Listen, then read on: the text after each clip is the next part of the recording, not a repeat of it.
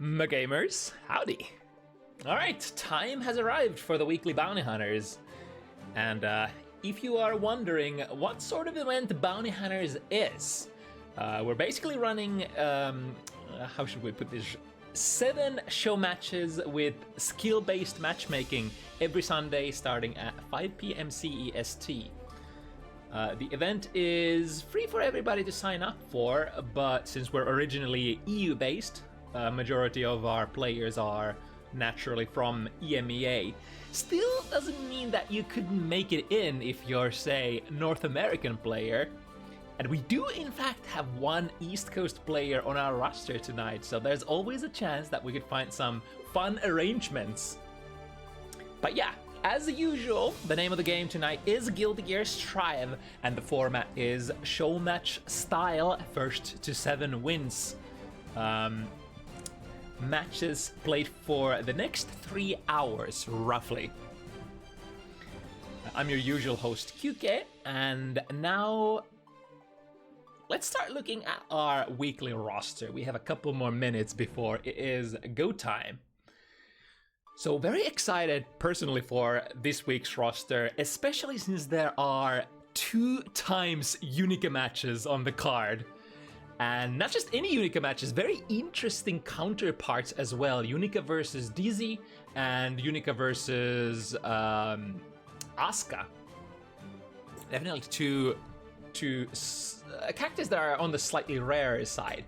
And especially who is piloting those Unica players tonight. I think Imu and Miru have had at least their first Unica debuts on Bounty Hunters already, but it's been a couple of weeks since that, and while the dust has settled as far as the new DLC hype goes, those who are actually like genuine enjoyers of the characters should be still on board, and we have a couple of those here. This should probably be the highest level Unica gameplay that we've seen on Bounty Hunters so far, just due to the fact that, like, not just the quality of the players, of course, both of these players, Imu and Miru, are pretty high level players, but also they've had some extra time to hone those Unica tactics along the weeks.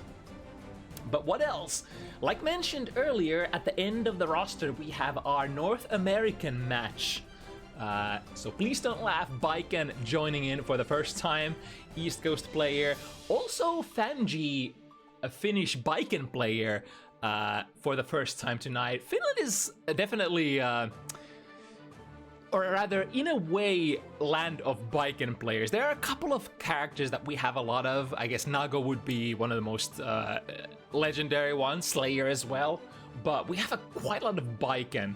And speaking of Finnish Baiken players, we also have another one, BlackRaven Baiken, at the earlier part of the show tonight. So the representation definitely is there.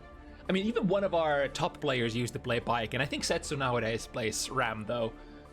Understandable. If you're the cream of the crop and you want to win tournaments, you pick the character that you have to pick to get there. It is very understandable. Other rare high-level matches, we've got Ram versus Jacko in the number 6 slot. And this is also a matchup that was made or put together on a very short notice. I think it was originally, who was it? Ruby Prison was supposed to play against Munch. Had to, had some engagements to attend to, so we switched it up to Civ Ram. Would be, I think, probably our highest level match tonight. And, that Valentine action, Ram versus Jacko. Probably a matchup that you haven't seen very often. I sure as hell haven't. Other than that, we've got in the slot number 2, a newcomer, Alisa Slayer, to our Bounty Hunters roster. In a super polarized matchup that should be really fun to watch against Leif's Bridget.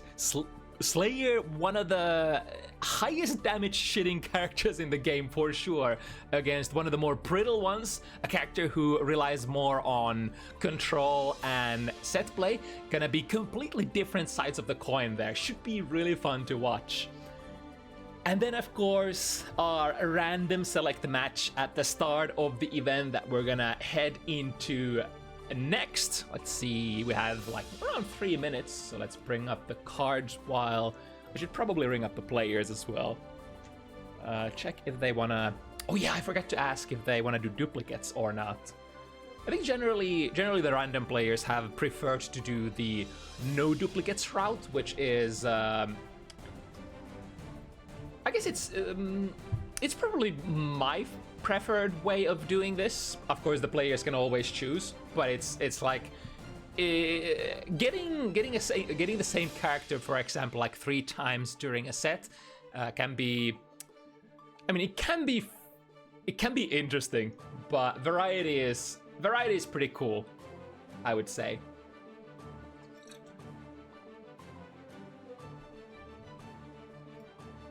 I think I got no duplicates agreement from Mox. Usually how I like to do things is if it's a random player versus a character locked player, I usually let the random player decide if they want to do the duplicates or not. So choosing how they limit themselves, because it is of course a disadvantage to play a random character against somebody who is character locked. But if it's a random versus random, then generally, unless there are sort of extra arrangements, if one player wants to give the other a definitive edge, usually prefer to have both players on the same rule set, based on what do they prefer, like if both want to do duplicates or if both want to do no duplicates. Do we have Miku ready?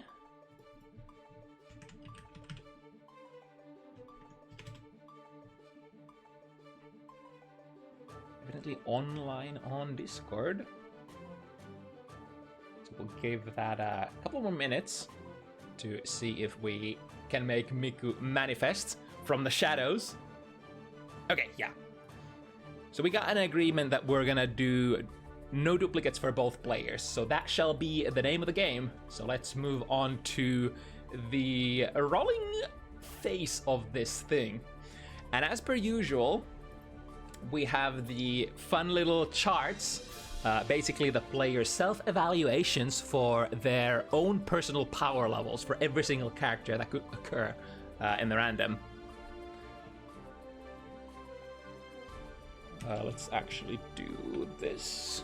I could start rolling on the background while I type in Discord. Let's take this in. So Mox's first random is... that is very interesting. Okay, so we're gonna go straight into the main. For Mox, remove that from pool. And Miku is gonna run... I mean, strategically getting a really weak character here would be probably pretty acceptable for Miku, because Mox is gonna be running her main. And Giovanna is also in the gods tier. All right, we're starting with a pretty high power level match. A character from both players self-evaluated top tier. Of course, Mox's main and Miku's. I forgot which character is Miku's main. Is it the Jacko, perchance? I think it's the Jacko, right?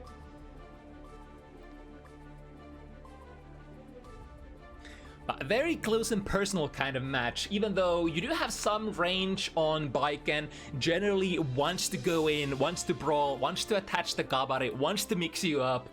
And even though, you have your step dash to combine with your normals on Giovanna, she also kind of needs to get in to get to the best range to press your buttons. Alrighty. So we have, let's see, Miku on the left. So let's switch the names around a little. Mankind. And ready to head into the first one of the evening with matching colors. Let's see who opens it up. Step dashes straight into the the tatami mat, which is one of the more defensive ways to play Baiken, moving backwards usually from a back jump or an instant air back dash, and leaving those tatamis for the opponent to run themselves into. And if you manage to get them to ram themselves into it, like Miku did here, you can get to this part of your game plan very easily, which is a mix-up and set play portion, the portion that you would like to do the most. Oh, that was so tricky. Missed with the run by Yozan and landed outside of the throw range there. Miku went for the throw and missed. This time, not gonna miss. Lots of plus frames, enough to attach the kabare as well. Finds the hit. Tried to go for the S kabare reset though. Does it again. And now, as the tether is attached, you have big, ooh, another reset there. Okay, we're not only doubling up, but tripling up. Look at that! The instant air backdash tatami, preventing the spiral arrow from coming in. Of course, the spacing and the timing is really important. Backdash PRC, the opponent in the air. However, Mox not quite able to convert perfectly. Doesn't even matter because the opponent was already very, very low health. And indeed, it is first win with the main. No, I guess no surprise there in a way. But no duplicates means that that character is going to be out of the question for Mox, and the weight is down from here on out. Mox going to be rocking Axel for the next one. Let's see, where is that? Axel is pretty low there. So from the highest power character to one of the lowest one, Happy Chaos is the choice for Miku. Let's see, where is that? That is quite high on the tier list. So the next match is supposedly gonna be favoring Miku a little bit. But of course, a lot of things can happen in these random match battles. Even if you even if you have an overwhelming advantage in terms of like what the players have self-evaluated, this kind of random format, especially after like every single round your characters get changed, it's hard to adapt to the opponent's pace. So you could in a way treat it as like going into a tournament match for the first time in every single one of your matches, because it's going to be something completely new every single time. Nice jumpy interception there. Finds 6p as well. Mox deems that this is the time to burst. Switch aside, that's big value. Here comes Miku though. Good interruption on the roll there. Usually, I think I see people using throw quite often, but the 2K 5-framer from Axel works out as well with the taco kick. Finds the hit. Misses the combo, tries to go for a shimmy. The opponent doesn't bite this time. Ooh, misses with that 2K meaty. And with the fuzzy throw, the slightly delayed throw there from Mox. Able to catch Miku with a kill. Here comes instant air dash jump slash, get things started, make sure that we have all the resources in the world. Whip out the gun, lots of blast frames, but the throw again, the back throw. It is understandable though. Happy Chaos is the kind of character who is very hard to control, so small micro mistakes might get punished by mashes of all sorts from the opponent. Good far slash. Ooh, and again, this sequence for Mox, instant air dash out of the corner, whips a snail but very far away. Miku can't quite get a punish, but now here we go with the taco kick. Do we have the combos? The combo does drop in the middle, but one more hit potentially. But same goes for Mox as well. One good hit. Nice air throw, equalizing the round situation here. Mox does have a distinct advantage with the burst gauge. So one good hit, especially against these resource management characters such as Happy Chaos. Very important to have burst, or like it's a double-edged sword. You would like to burst them when they are at their weakest in terms of resources, so you can sort of abort their sequences with that. But going back to neutral is often like not the best thing against Chaos, so it's like it could be good or it might not be good having a burst available. But now Miku starting up the run back. Misses with the instant air dash, no matter. Mox lands straight into the close slash. The combo is up, dropped again, and the close slash from Mox catches the backdash of Miku's in the corner. Giving Mox a 2-game lead here very early into the set.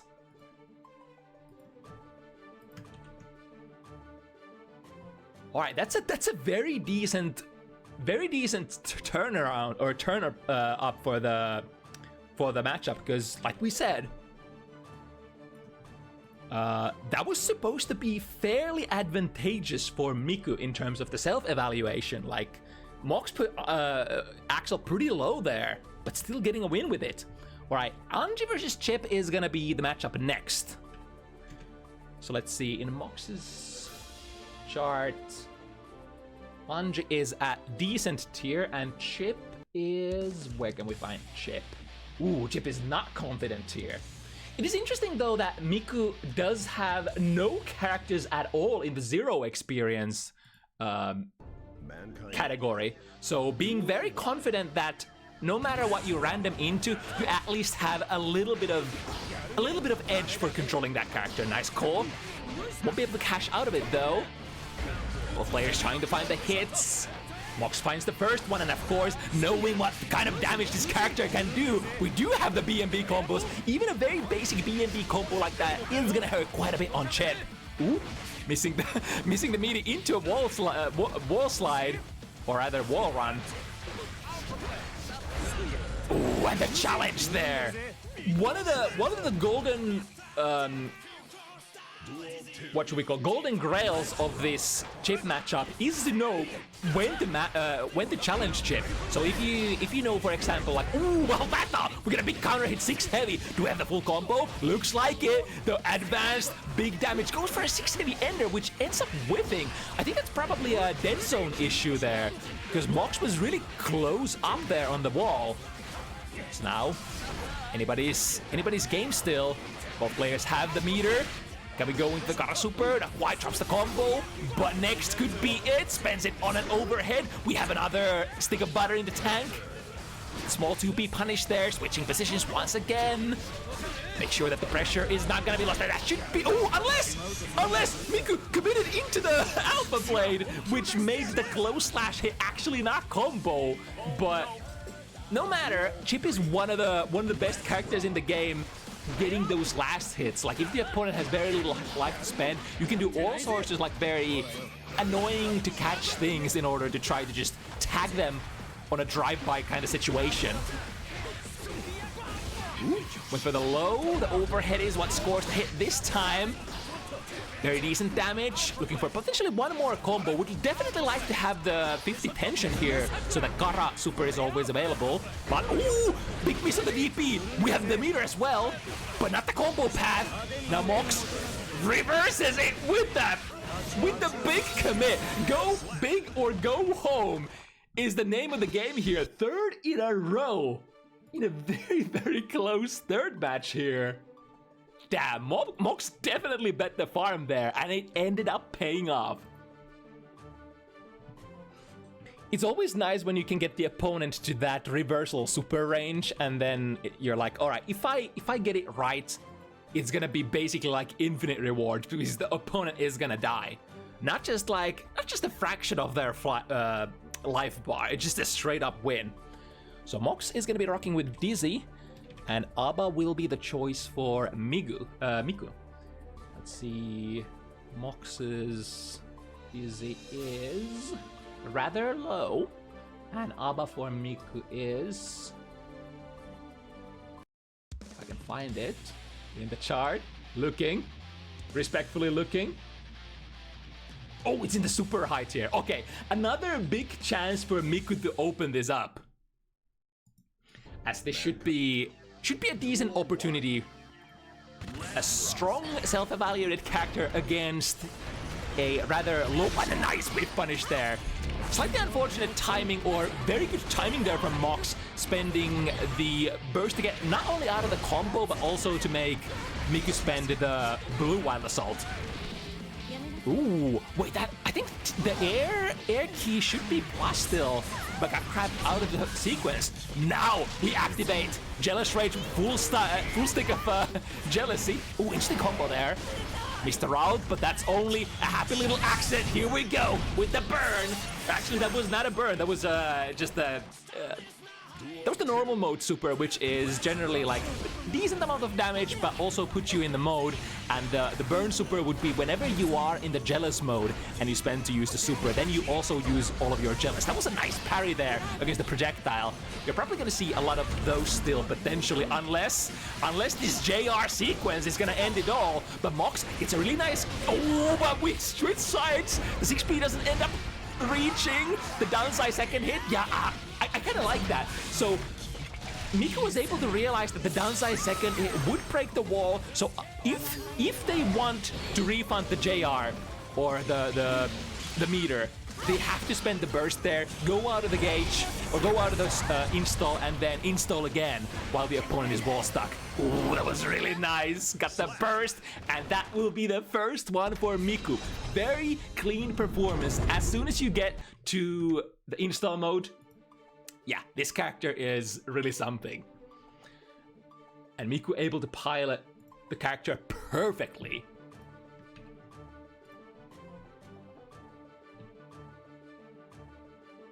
Now, next one looks like we're gonna have Gold Lewis for Mox. And for Miku, let's see where Gold Lewis is. I think it was in the low tier. Yeah. In the basically no experience tier for Mox. And Miku's character, Soul Bad Guy. Where is the punching man himself? Around in the middle-ish.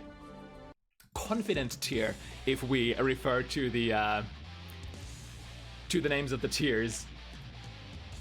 So this should be another really good opportunity for Miku to score another point, as Mox has had a couple of bad rolls back to back. But I mean, this is kind of how it is with random character challenge. You're trying to maximize, or rather, you're trying to have at least... Oh, was it too close with the minigun there? And now, time to strike. Good 2P interruption there, but unable to get out of the corner with that. Good read there. Diving under, losing a little bit of that security gauge. Empty jump, still trying to convert. Not a good one. Ooh, tricky with the gunplay feint, and then backdash BRC mix-up, the classic. Whenever you have a character in your hands that has a backdash that takes you airborne, you can BRC that and go for a high-low. A couple of characters can't really do it. Characters like Sin, Asuka, or what are the other ones? Characters whose backdashes stay grounded. Ooh, the footsies there. 6 heavy. They do say usually that 6 heavy is, I think, a misinput on Behemoth Typhoons, but ended up working out there. Nice reading of the situation. Realized that there was an opportunity to grab the security drone before Mox became actionable, and there we go. There's the Behemoth Typhoon. No 6 heavies here, but a clean swing of the coffin. Into the last round, both players with roughly half tension resource or burst resources. Nice instant air dash. Doesn't find a big conversion out of it. Goes for it again. Of course, due to the... Oh, well, that thought we get a counter hit. But a little late there on the confirm, I think. Still holding the opponent in the corner, which is always the most important thing. As long as you're exerting this pressure and don't let the opponent escape, it's very hard for them to play the video game. No matter what fighting game it is, the corner position is extremely dangerous. From the re-jump combo, baits the burst, or baits the throw and then the burst. There is no burst from Mox. Still holding on to it. Here's the backdash BRC mix-up. Yep. Had to go for it. She chooses to spend all of the security gauge, the full level 3 on the heart knockdown. Misses the throw, has the burst immediately. That could have potentially killed the partial mission, the backdash. And now, once again, Miku's corner pressure goes for the throw, but it is actually Mox who throws. And the wild throw, get back in there. And now, the premium strike, that's going to be a minus, 5 PP. However, the backdash makes it with... Keep up the pressure, tried to go for that throw, but didn't get a deep enough micro dash, I reckon. You, of course, want to keep it as tight as possible and do those throws as soon as you can. But that is another thing that is kind of hard to do if you're not playing the character on a regular basis, if you don't have the perfect feeling for their, like, frame situations. Now, it's going to be Soul from Mox's side this time around. And that soul is again very, very low there on the tier list. And for Miku, it's gonna be Anji. Let's see, Anji is... where is Anji? Pretty low as well, but so far we've seen a lot of these matches where Mox has self-evaluated the character rather low, but still able to make do with it and get some pretty good results, get even what we would call makeshift upsets, if you will. I mean, I guess none of the matches is ever going to be an upset truly, because it's such a chaotic format. Oh, that Grand Viper was definitely not Mox wanted there, but ends up working out. Or sorry, Vortex. Old game lingo. 6S and the tap. Yeah, but can't convert that. Mox is still lacking the meter. DP into the spin. Spins again. But again, Mox is picking really nice timings for contesting that gorilla spin. That's gonna be quite minus, so Miku chooses to dash into a throw this time around.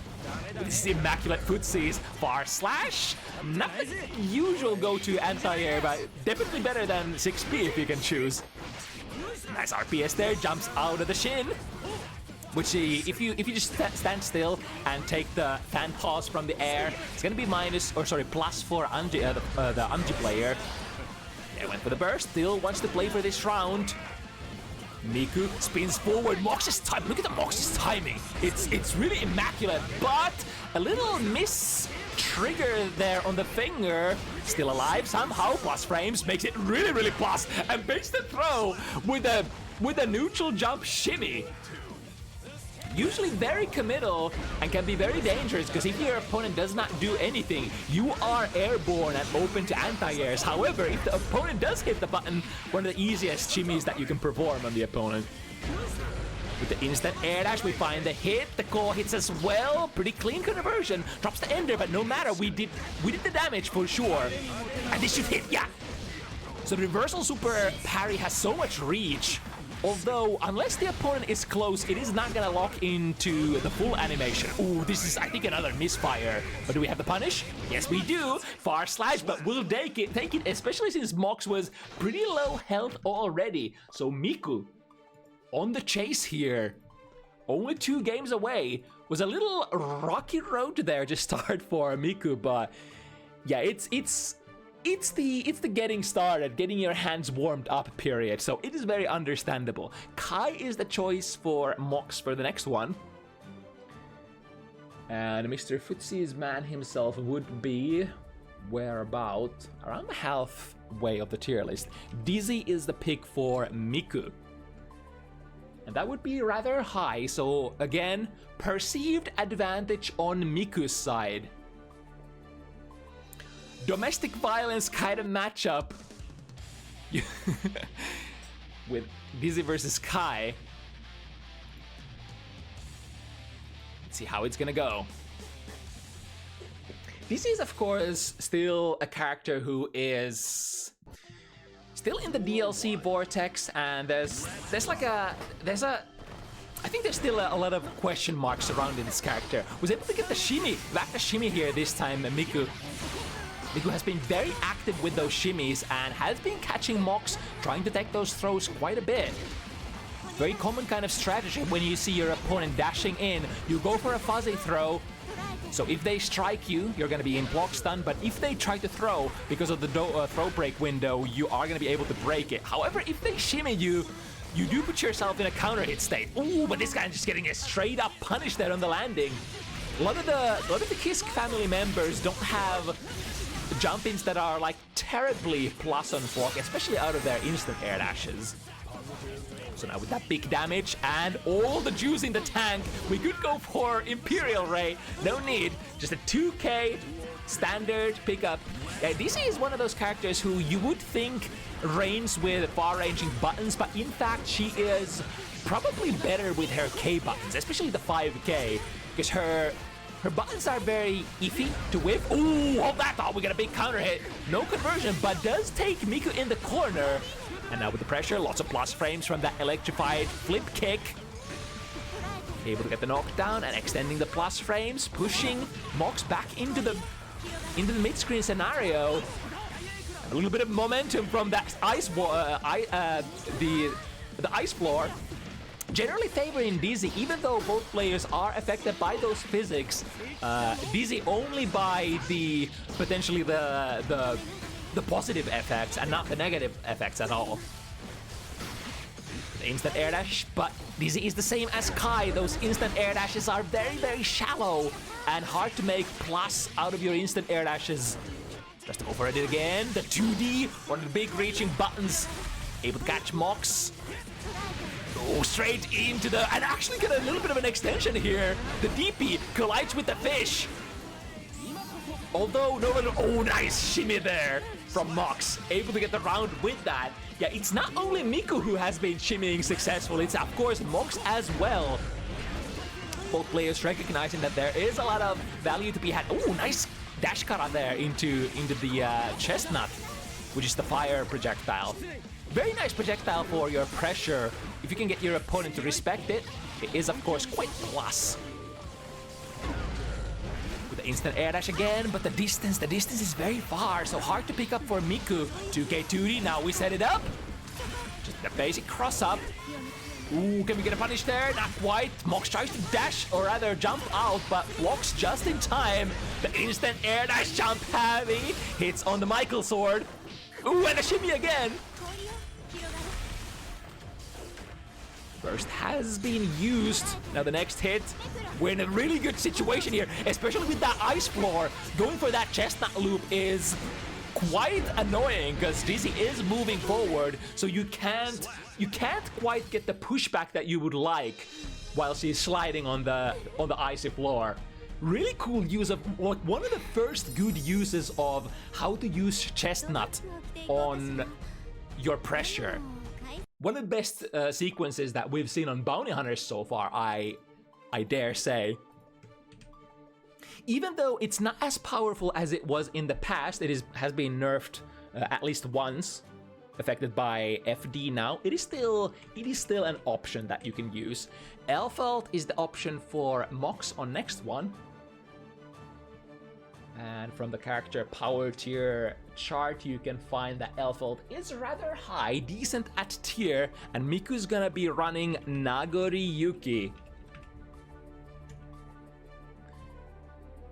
who is, let's see, also in the rather confident tier. So this should be, I guess, relatively same-ish power level. Of course, these are simply guesses and for our fun and enjoyment, as there is, you know, these random matches are quite chaotic and sometimes it can be hard to sort of latch onto things to talk about and think about. Oh, but with the close slash, was waiting for the burst on Mox. Mox not ready to burst though. I kind of like that, especially in random select matches. Mox basically saying, show me the combo. I ain't gonna burst before you show me that you can actually do it. Here's the burst though. Ah, very safe situation. We'll be able to get the glow slash starter there on the blood pop. Ooh, it's a big one. Look at how much damage that did. ODG into glow slash, pull them back to the front with plus frames, and Samurai Mix wide open for it. There was at least half blood left on Miku's gauge, and that's like enough time to get at least a couple of reps on the high-lows. And of course, with the little amount of health that Mox had left, that makes Samurai Mix so explosive. Can't really do that on a high level, or sorry, on a high life opponent, as you can't really confirm the overhead anymore. Unless the opponent takes it as a counter hit, of course. Ooh, the Blade chases, got the close slash! So blood burn here into a pop. We're not gonna super, right? Yeah, okay, this is the safer play. If Miku was to use the blood pop super there, would have, I mean, they were already like super zero, basically zero health, but wouldn't have been able to kill either, so I guess I see a universe where Miku doesn't use the super, but I also see a universe where it does, right? But with that, Miku evens it up 4-4. We're gonna go into the rolling phase once again.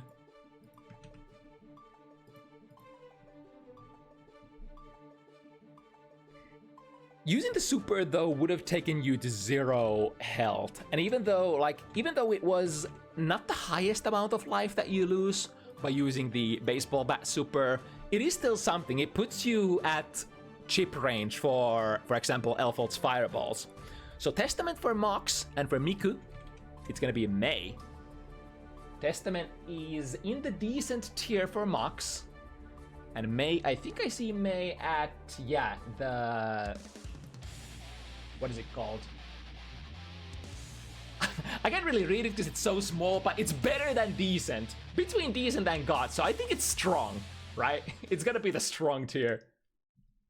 So once again, a perceived opportunity for Miku. Especially since I like these super hard hitting characters like Mei against these slightly more pixie and or slower paced characters, where you only need to hit them once and the zoning kind of character is probably in trouble afterwards. Ooh, speaking of which, got the close slash start up. Picked the wrong path there, but still, we are holding the prey in the corner. Plus frames on the... I think you're dead. Yeah, it's almost... You can almost pick whatever kind of route you would ever desire. It's gonna do enough after that big counter hit from the air hit. Ooh, the tail end of the crow was still able to apply the curse. Jump slash misses, but got them on the landing. Decent amount of damage, back to applying the curse again. Now, as long as you don't get hit here as Testament, the curse persists! And with the latest buffs, where the curse sort of is applied for a little bit longer than in release. Who has the respect here? Or does he? Does he have the respect? No, he does not! Out of the corner, though. Projectile pressure, RPS once again. Mox chose to not hit any button this time around. 6k overhead. Not a big confirm. Miku did not have the 5th tension there. But it's a dangerous kind of situation. Very close to a kill here if we get a counter hit. Mox understands both players. Sinking. Ooh, was that was a BRC, fast RC kind of a mix-up there, I think. But with this conversion, should be enough. Yep, gets the ball stick with a high Arbiter sign. This will be a big one, very meaningful one once again, as we're sort of approaching the championship rounds here. Getting the next game win is gonna be huge. Ooh, went for the throw a little too early. So into the back throw.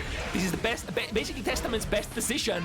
Ooh, but no right Gatling there. I think the usual route is jump heavy jump D into the fireball, which can't be interrupted. But now Mox will have to work with whatever they have. YRC plus frames, tried to get out of there, teleport, but Miku, hard reading it, knew that the opponent wanted to go for the possession. That was probably the play of this set so far. Immediately after that plus on block up fireball, Miku jumping in there, that was a back jump as well, aligning themselves with the Testament and gets the throw. That was, I think Miku just committed to that. That was so early as well. It was basically saying, I know you want to try to teleport out of the corner, so I'm just gonna go for it. With the easiest execution thing, just get the air throw. And forgot to put the point on Miku as well. Next one, Happy Chaos for Mox. And for Miku. God, that was such a clean play. I mean, it's basically a 50-50 if you think about it. Ooh, nice. Sin for Miku. Interesting matchup. Let's see where these characters are in the power tiers. So Happy Chaos for Mox is located at the decent tier, and Sin is at the basics tier. But of course, depending on which basics you can handle as Sin can actually get quite a lot of value out of just knowing a couple of basic combos, namely your standard 2 stamina burns. Like, you don't even have to pressure with this character necessarily, and to be honest, pressure really isn't this character's strong suit either. It is the mid-range poking that leads into some absurd damage, the highest mid-range poking damage without spending tension in the game, I would say, with the most consistency. Goes for the overhead, go for it again. No stamina burn here, so we'll get punished. Of course, all of Sin's special moves are very punishable on block unless you go for the follow-up. Speaking of the follow-up, we go for the stamina burn. Do we go for the 3 stamina? No, just dropping in the corner with 2. There are different schools of Sin here. Some Sins would use the 3rd stamina and forcefully take the wall, and some would trap the opponent in there and play with a little bit better stamina efficiency. Now Mox's shimmy, but Miku did have the meter here for cover for their throw with. Smart stuff. With a lot of resources. With the dash blocks. The dash blocking is very dangerous if you are against Happy Chaos, who does have a curse on you. Burst into the corner. We have all resources available. Go for the overhead. RC finds the low this time. Yeah, Mox has been standing up for that Who Stomp, I think like 4 or 5 times in a row. So it was about time for Miku to go for the low variant, which is the Elkan there on the special cancel window. Unfortunately, wasn't able to get. Oh, that was a nice read there. 2S from Happy Chaos, calling out the Elkan from mid-screen. Oh, a little bit of a scramble here. Mox putting herself in the corner, and now missing a throw. Yeah, getting a throw punish. The shimmy. However, it is too small. The DLC 2K is too small. You would usually have to use a heavier button, or you would probably prefer to use a heavier button from that counter hit situation as well. Very delayed overhead. Finds its mark. And with the stamina burn, ooh, why did that miss? Interesting. We got the shot. Ooh, accidental bounce out of the corner. But Mox is still in a decent situation. Half bullets. Oh, nice shimmy again. Can we get the super? The super would be the kill. Not quite. The routing a little difficult here. Momentum burst. The DP coming and he baits it. He baits the burst as well. Perfect place from Mox. Making sure that if there is a burst, it's gonna be taken care of. Might as well, at the very end of the round, might as well use that drift forward RC from your initial hit. Like I think there is no reason to not do it unless you're in some sort of a really fucked up layer 10 Yomi situation where you're like, okay, my next hit will kill, but I think he doesn't burst. But who doesn't? Like, what kind of madman would not burst there? ABBA for Mox on this 5-5 situation. And that character is... where is that? Decent tier. And Baiken for Miku is also in the decent tier. So we are entering the last moments of this random character select match.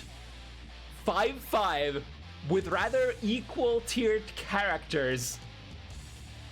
Very dangerous characters in different sort of ways. ABBA, of course, absolutely crazy, can't see, mix-up kind of situation. Mad damage, good flow when you get into your install.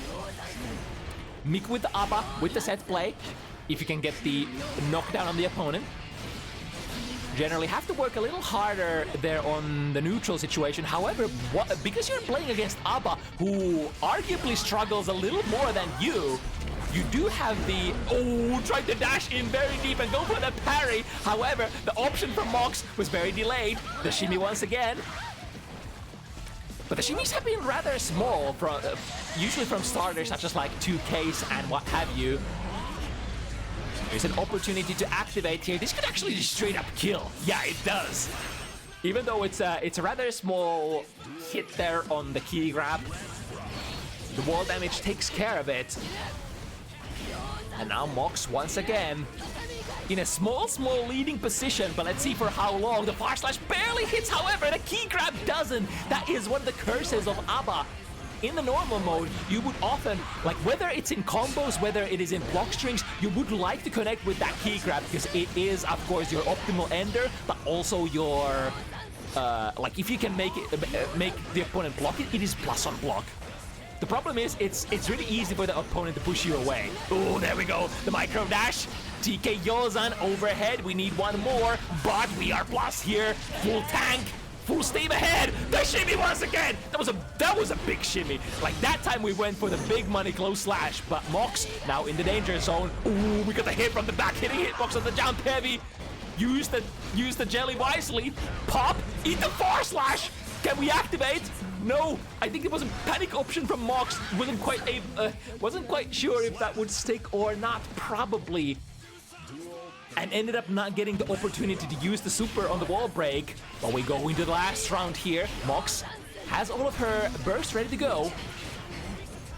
With the far slash. Miku boxing in the corner. Throw break kind of situation. The delay there. But Mox is the first one to initiate the throw. Once again, Mox has been really good at getting out of the corner with that instant air dash on other characters. However, this Abba character here, not very good at air dashing. But from the back throw, we activate, low hit. Still half of the jelly left, burst is used. I like that, that's kind of the safe play here from Mox. After the burst, just stabilize, uninstall, take back the like half of the jelly that you used. Oh, that's a miss on the throw. And the shimmy again, a big close slash is gonna be your death. I think, is it every single shimmy from both of these players has been sinking in like what's a good analogy? Like cat going for catnip. It's like, it's impossible to resist, right? When you see the opponent dashing forward, the fuzzy throw is calling both players.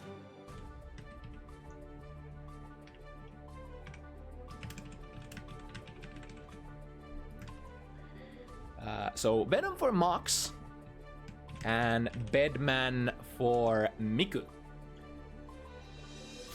New character stuff. He is not in the weak tier.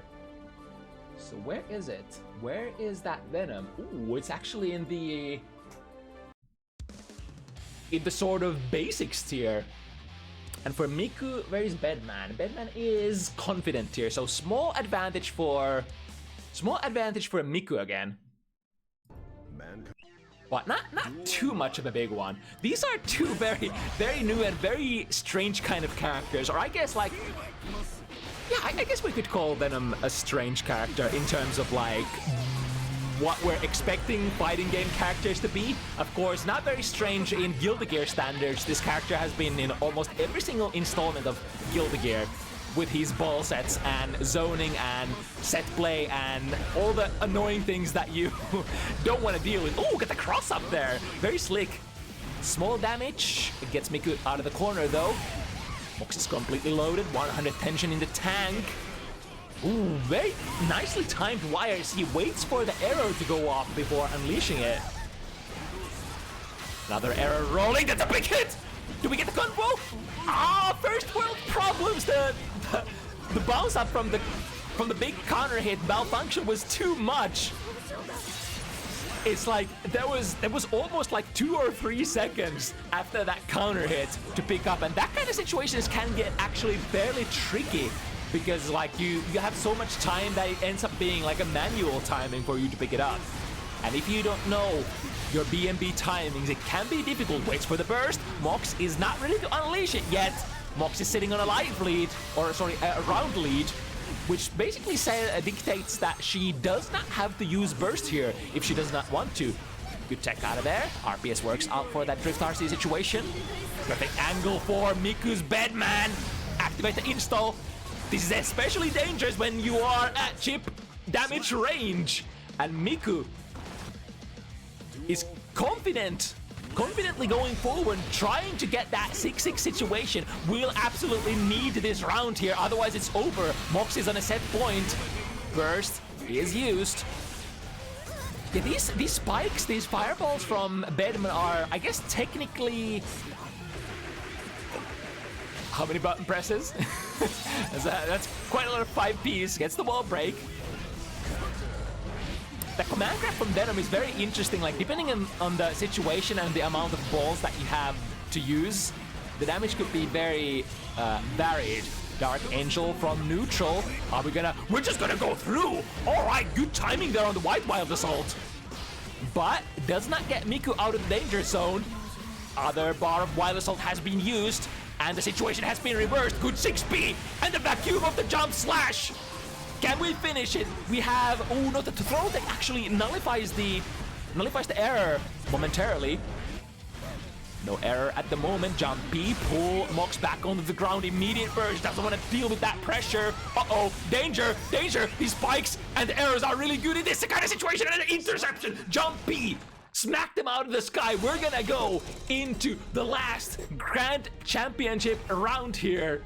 What is it gonna be? Lady Luck, what is it gonna be? What is the luck of the draw for the last one? It all comes down to this. Better get something good now. Better get something good. Mox, final character will be Mei. And what's it for Miku?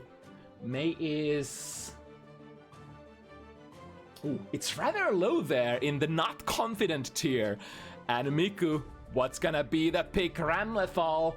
It is quite high. Unfortunate for Mox. At the most crucial moment, it is gonna be a character that is not very confident against a decently confident pick from Miku, but not from the God tier. So there is definitely still a chance if Miku was to roll into something like Jacko, into one of your main characters, then it would probably be a done deal by now, because like Miku is warmed up. We had one of those situations earlier, but it's probably not gonna happen again.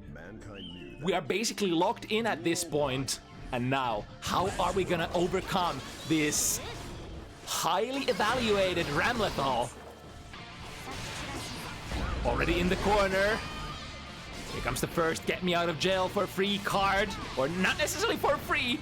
Air dash is in there again, close slash starter. Doesn't throw the sword though. I guess one of the sword was already thrown. Tried to desperately brawl out of the corner. No sword to be tossed. I see.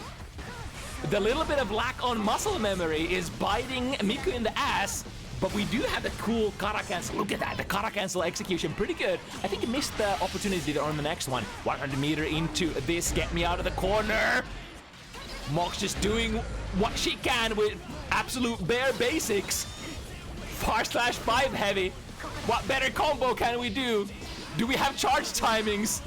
Mox does have the life lead here and 100 meter. What can we do with that? YRC get me +10. Went for the throw, but no PRC option select. Go for it again. This time a strike. Oh, footsies! I think Miku tried to go for a preemptive 6P, which was whiff punished there by the delayed // for Mox. About an interaction that would have been in Miku's favor if the timing aligned. Overhead kiss. No taking out of this. Misses the combo. Corners herself. And now here come the swords. Another guard crush. Goes for it a little early or maybe a little late. I'm not sure how the timing of the sword explosions aligned there. Back throw. Ooh. Base the burst again. Or sorry, the super. The burst is going to be available for Miku very soon. Good block there. Adjusted the guard for the left right, and again baits it. Burst should be available. However, the deep yummy layer, Miku doesn't burst. Here comes the and finally the burst, but now 0 hit points. And there it is after blocking the flip kick. That is gonna be a true punish. In the modern patches has been changed so many times, but in the current patches, if you can't cover the flip kick with your sword explosion, it is gonna be straight up punish, and Mox recognizes that. Gets the set with it. Again, on a matchup that was supposed to be like rather Miku advantageous. This was a like you could see Mox couldn't do anything, like absolutely nothing advanced. It was just single buttons, strike throw, use universal mechanics, just using absolute bare bones basic stuff. And it was what, like 3 or 4 reversal supers that were baited. Guessing right and just doing the very basic stuff that you can do. Very, very nice set there. Lots of ups and downs, lots of perceived upsets and what have you. Wow, that's a great start. That's a great start for the evening. Whew. Gotta take a little breather there after that. Next up, we're gonna have Alisa Slayer for the first time on Bounty Hunters against their against the counter person. So interestingly, when I was initially setting this up, I was like, okay, so both players are from France, right? Maybe they already play against each other, but turns out I don't think they played even a single game like ever. So will be an interesting one. And of course, as mentioned, this matchup is quite polarized, as you might know if you know a thing or two about Slayer, as well as Bridget.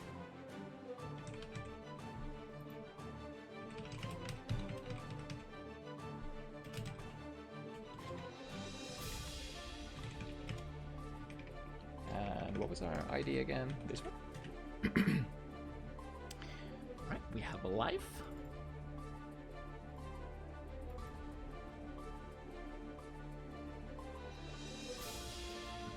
And we have Alisa as well.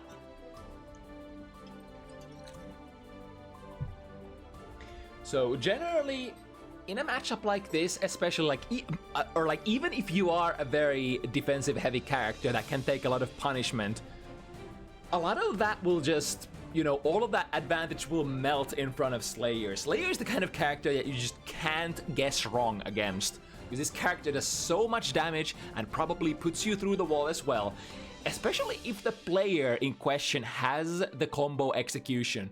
Like, the best Slayer stuff is hidden behind understanding the combo routing, which can be a little tricky depending on your starter. Getting those back hitting pile bunkers, very, very high yielding rewards, but very easy to drop as well if you're not like, if you haven't practiced those combos a lot.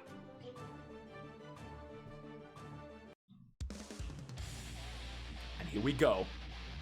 The control versus the scramble. The set play versus the overwhelming damage. Which one is gonna triumph? So Leif has had a very interesting path here on Bounty Hunters. I remember the first games that we casted from Leif, somewhat shaky, like somewhere around the maybe the lower end of like intermediate category. Now, after a little bit of time has passed, has climbed the ranks quite noticeably, and we are somewhat reaching, you know, around ranges where you're probably like fairly confidently participating, for example, the weekly intermediate tournaments, which usually like they go very high up in the rating ceiling. So those are definitely not easy to win whatsoever. We're gonna first knock down, and time for the set play. Ooh, the multiple overheads into a throw. It's flowing really well. I like seeing this from especially Bridget players. I love that Leif has the execution on point. Look at this, it flows so nicely. And the thing with Bridget's proxing, oh, interesting. missed the timing on the Kara Super maybe there on the Kickstart My Heart. Doesn't matter. We got the interception, not letting Alisa do much there on that tail end of the life bar. Now, defensive situations are quite the pickle for Slayer. He is known as probably one of the most explosive characters in the game, but at the same time, one of the most defensively lacking characters in the game. Has a very slow backdash, which does have some unique options in terms of Hand of Death, or Hand of Doom, is it? Ooh, nice reaction! I was just shit-talking the defensive play of Slayer, and Alisa puts in a really nice reaction play. However, following that, a really nice read there on the YRC, knowing which resources the opponent wants to use to get out. And quite frankly, oh, we also forgot to put this on winner stays, or rather a rematch. Let's fix that. That always happens after a random select match, because for random selects, we of course have to come back to the lobby every single time. But yeah, that's gonna be 1-0 Leif. And if the opponent or if the players forget the score, don't worry, your TO has it in the bag. Or do I? Or do I? But yeah, defensive situations definitely not the forte of Slayer. He does have a really generous defensive modifier, but that's kind of it. They even removed his ability to reversal super in one of the latest patches. I mean, I guess the patches are not very latest anymore. We've been playing on the same patch for quite a while now. Alright, the RC conversion. Leif does decide to burst out of this one.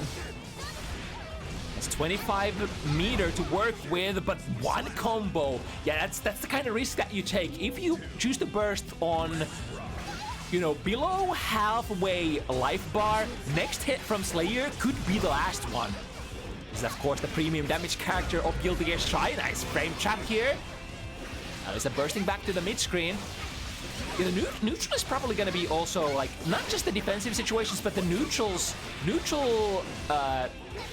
like, trying to get in on the opponent on Slayer is probably going to be pretty problematic as well. We get the punish. Overshoots it a little with the instant air dash, but still gets the combo going. We drop the ender. Is that going to be a problem? Maybe with Leif's execution to the other side with the Roger dive and the RC. The yo-yo! The yo-yo! I was holding my breath. It's like, is there a finisher? But the yo-yo was set on the defensive, or rather the returning hitbox, which is what Leif ends up scoring that round with. Go in with the low to S. Slightly limited range, but I think I saw the startup of Map Punch there. Gets caught by the Roger Super. 2K2D, here comes the party. Oh, but the backdash into Hand of Doom. That unique option that we were talking about.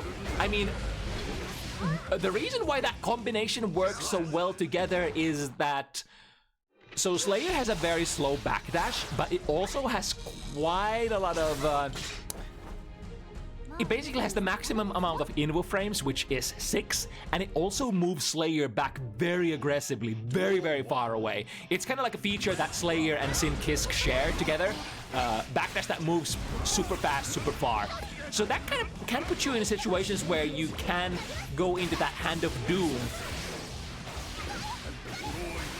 Ooh, the burst was in that situation. Leif, we're baiting from that. Okay, into. Has to take the soft knockdown, but this is a massive life lead that Leif is working with. Starting with the too heavy, like the card said, too heavy. My beloved, and power through with the DP, sneaky.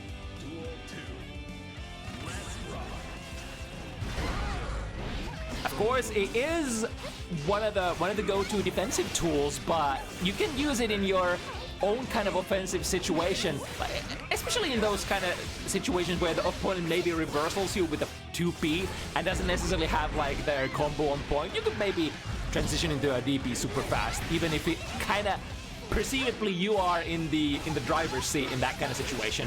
Now Leif, a lot of resources, bait step, YRC again, and then, oh my god, bait everything. What is there left?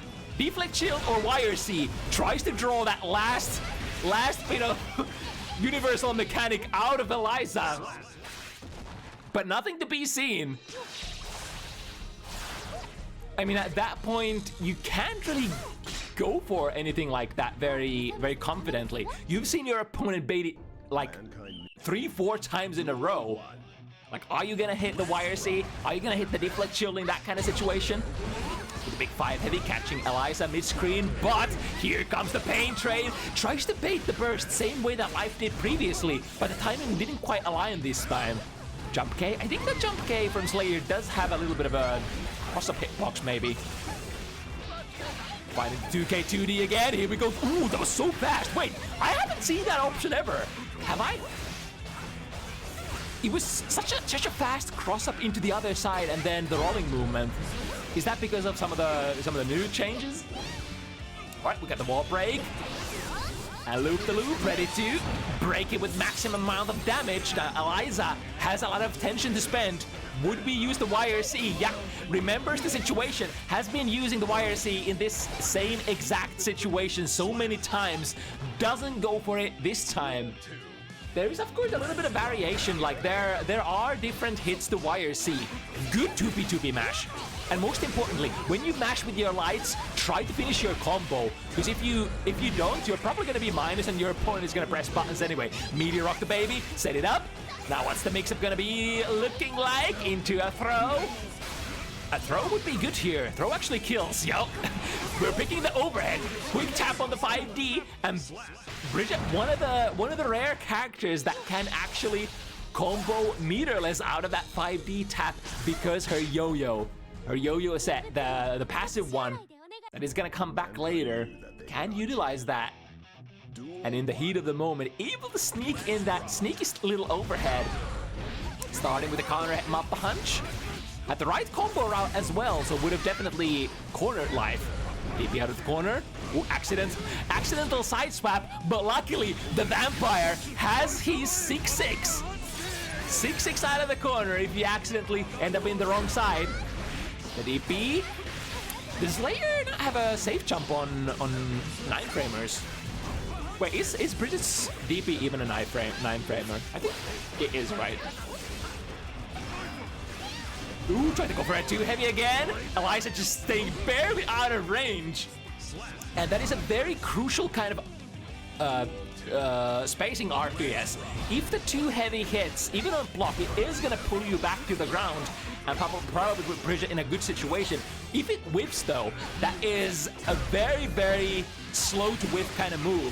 So you're in a bad situation as Bridget if you whip that big button.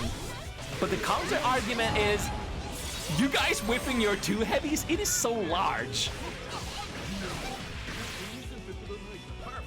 It does have some very decent horizontal range as well, even though it is mostly known for its vertical hitbox. Tap the 5D, however, no threats to back it up as we don't have tension built up yet. Ooh, calling out the shimmy by pressing the advancing normal big counter hit. Misses the combo. Alisa, however, has done the damage. Look at this. Half of the opponent's life bar is gone. So getting into that situation once more would be good. The forward dash into Roger Super. Ooh, I think this doesn't reach right. Even though it's so fast. Or actually, wait, it did reach. It was just that Leif was in a very neutral position. Wasn't pressing any buttons. Okay, actually surprised that Dead on Time, or Super Mappa Hunch as we call it in Guilty Gear Strive, did actually have some threat behind it. So if Leif was setting up a yo-yo, for instance, maybe, just maybe that could have hit. Mankind knew that they cannot change society. Duel 1. I feel like the difference between Alisa and Leif here hasn't been like too great. Ooh, big counter hit, immediate burst from Leif. Get me out of this damage blender. Ooh, with the counter hit conversion, went into 5k 6 heavy though, which I think on that spacing on the counter hit is prone to whipping. We got mash. Now into too early on the blood-sucking universe, huh? And now Leif's set play does not quite work out. Both players trying to scramble in this situation. Alisa has the full burst ready to go if she wants to engage in that sort of RPS option.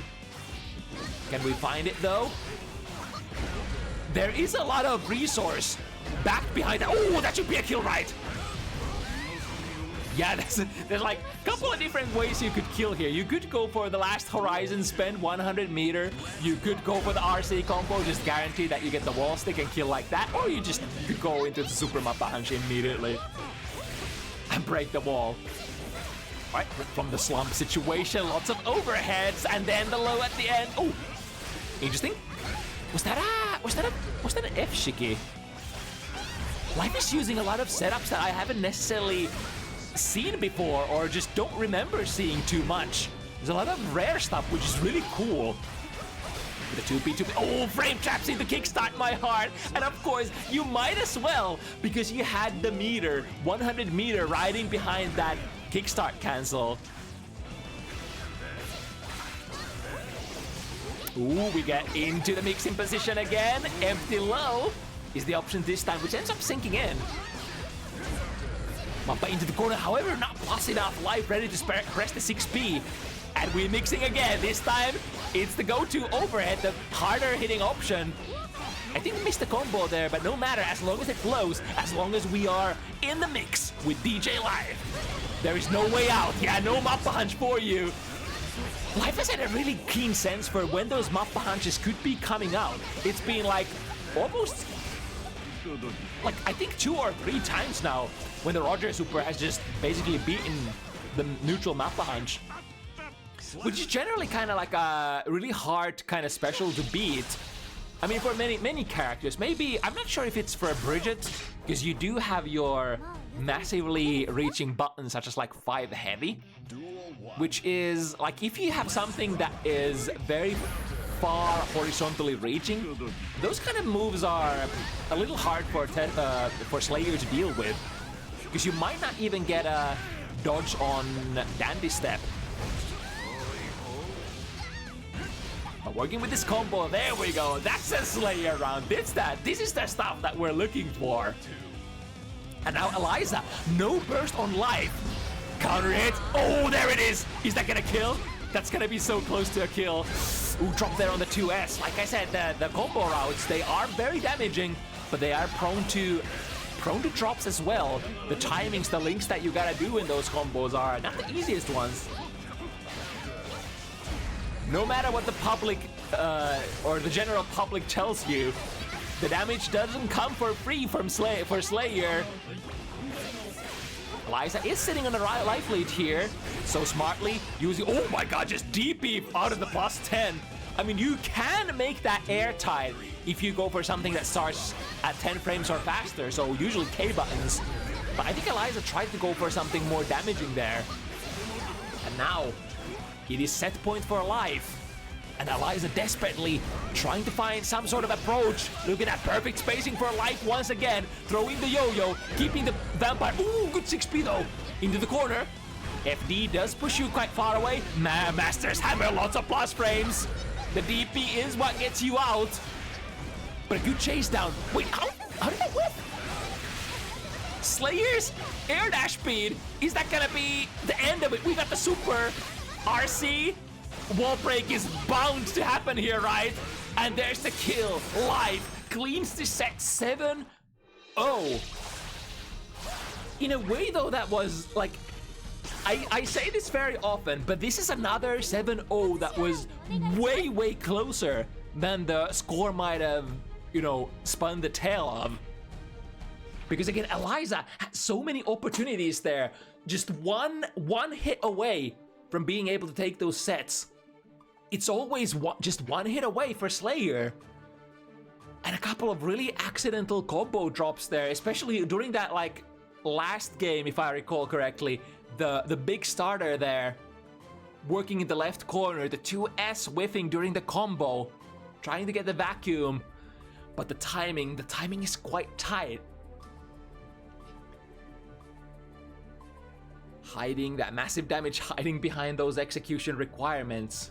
This time, it is gonna be Life taking that set quite convincingly. But hopefully, we're gonna see more of Alisa in the future. Next up, your friendly neighborhood Finland versus Sweden. Neighbor rivalry, if you will. BlackRaven Biken versus Kuro Happy Chaos.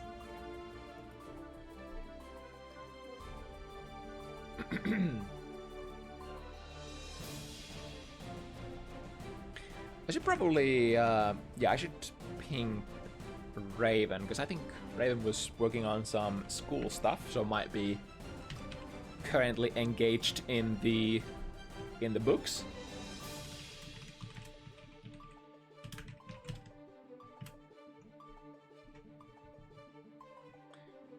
So Happy Chaos Biken.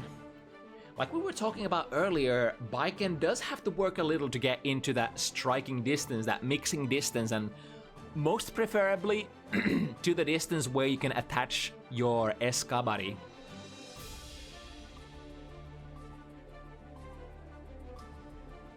Whereas Happy Chaos has way many, like way more options at range. Usually initiating with a curse ball. If the curse is initiated, you can steady aim straight into a homing shot, which, yeah, many characters will just have to respect unless you're backdashing during that. Backdashing is in general pretty strong against Happy Chaos, but if the opponent, like if the Happy Chaos has already latched the reticle on you, then it's really hard to be able to do anything after that. Even like dashing forward is really dangerous.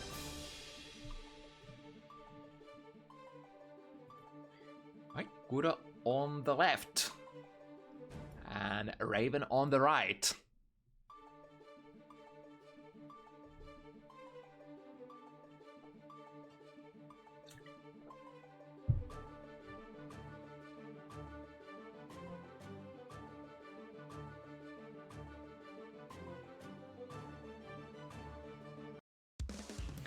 And here we go. Our third matchup of the evening, Kuro and Raven. In a very explosive match, like one hit from Happy Chaos, you all know the damage potential, slightly gated by your resources, and then we got Baiken. When you get into the mix-up positions, Baiken is probably one of the highest damage yielding characters.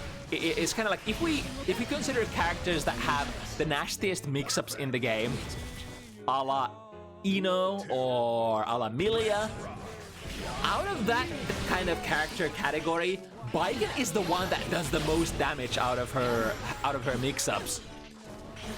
So she suffers a little bit in the neutral department, but when you can get into this position, oh boy, do those hits reward you. Ooh, good timing there on the mash. Now, pulling out the gun straight up. Little low there on the concentration, so resets into the normal concentration. Loads a couple of bullets. We're working with what we can. This is the... Ooh, can we get the kill here? Not quite, and this is gonna be pretty bad. 100-meter Raven drifts forward. What's the RPS option like? Both players go for the throw. This should be a snipe. Hard knockdown, and now only one bullet in the chamber. Misses with it. No matter, we're gonna put a 2K behind it. I was sweating there. Like, if you end up in these situations where you have very little bullets in the chamber, it can be hard to get those resources back. Now, if you go bust on the concentration department, it's not that bad. It recovers actually super fast. But the bullets are the harder part to get back. Which is why you're usually ending your combos with Deus Ex Machina, which completely reloads your gun. It's generally what allows you to get the best resource efficiency per attention spent. Ooh, Raven is here at the mall. Sticking onto the prey like a shark as fast as you get, like as soon as you get there. Which is kind of what you should be doing on Baiken. You don't want to let Happy Chaos go back to neutral. The normals are very hard to contend with. And having the gun backing you up, backing your normals up, very hard to deal with. Right, with the back throw, OTG, caught them backdashing. No super here, but maybe that's not the biggest loss, as I guess like if you miss your super in a situation like this where you would have value to be gained in terms of like resource refund, that can be kind of critical. But now, tap them with the 5D. Oh, no shots to follow it up. Raven still with the blue burst. Would we burst here? We do have 50 tension in the tank. Drifting forward. Oh, the 2S is what I saw from Kuro. But Raven was revving up the air gun that time. Getting a nice little snipe there from the aerial position. Now, because the tether is attached, the combo or the throw combo is gonna do... Ooh, wait, missed the throw here. Ooh, but the throw back into corner steal. With the interesting physics riding behind that tether. You can do all sorts of nasty stuff. Plus friends from the Yozan. I think from that you should be plus, right? Tried to go for the throw, however, perfect spacing there from BlackRaven. Lands just outside of the throw range, and I think I saw Raven take a little bit of a step there, like a micro step backwards, stepping out of the throw range, letting the opponent throw completely whiff, and then going for the shimmy afterwards. All right, dropping in the corner with half bullets. It's really important to get the mix-up here. Comes from the 5D, but now, because you went for the tap 5D, you don't have your Deus Ex Machina ready to go to break the wall and get the full bullet refund. This time, ending it with Deus Ex. Just fully reload the gun, won't get the wall break, but I think as long as you are very high on your resources, you can force the mix-ups all the same, even without that hard knockdown on the wall. I mean, of course, the positive bonus is always a nice thing to have, but, you know, couple of bullets in the chamber and at least over half of your tension ready, sorry, not tension, your concentration ready to go. You can run at least one or two little mix-ups, and if the opponent is super low, nice block there. However, it is quite plus, so Raven is definitely not done from that sequence. Burst advantage moving on to this last round for Raven. Ooh, that was a very deep dash here into mixing it with a low. And now Kuro will just, ends up in the corner instead. Now Kuro is actually suddenly in a very good position. Busts in terms of the concentration. But as you can see, the busted concentration meter comes out actually extra fast. Is this gonna whiff punish? Yes, indeed. It's the animation as well, and that's actually gonna be enough damage on Happy Chaos's defensive modifier. Wow. Okay. That is pretty neat whiff punish.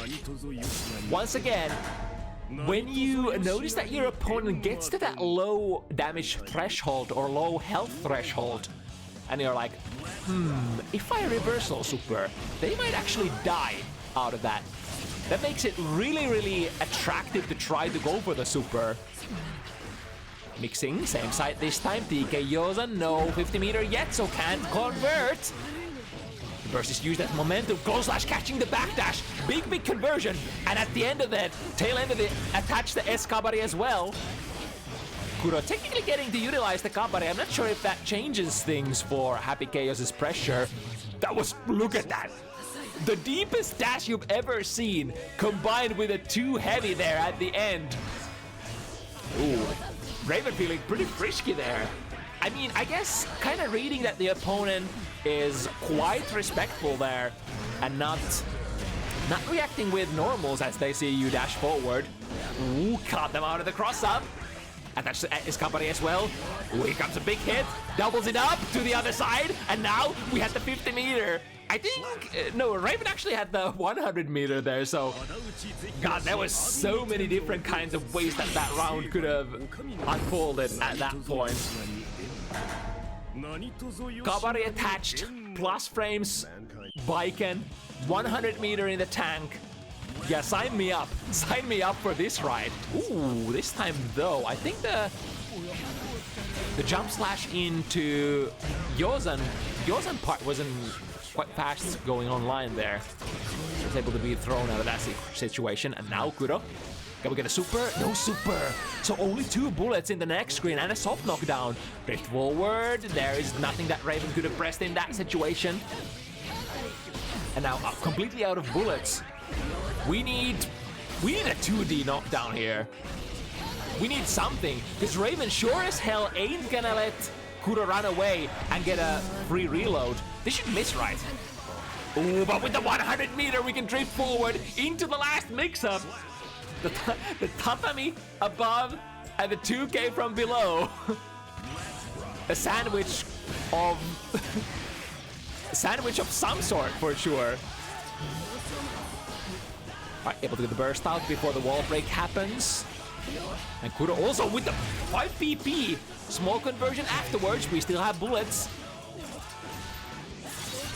But I think this is like one of the sort of optimization points that I do see from Kuro, using a lot of those RCs in order to, I think, like to stabilize the routes.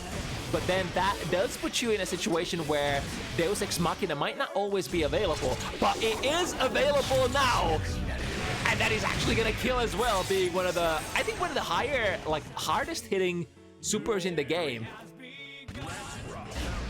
I think probably because it has so many hits, so it has a lot of guts crushing properties. Ooh, the Yozen completely whiffing, and Kuro vigilant, taking the punish. Skip out of the corner with the instant air dash Yozen. Can we get the whiff punish here with the slowed down frames? The 2K punishes on the landing. Ooh, careful here. Ah, we got the close slash, however, no combo. Very close. Close to the ground. Would this connect? Yeah, it does not. But it does still give you a full clip. So that actually, even though that super whiffed and Kuro lost the opportunity to take the round right there, it did give Kuro another opportunity in terms of like, same kind of thing where blood pop happens for Nago and suddenly you're like, oh, I have all of my blood available again. It's kind of same kind of situation.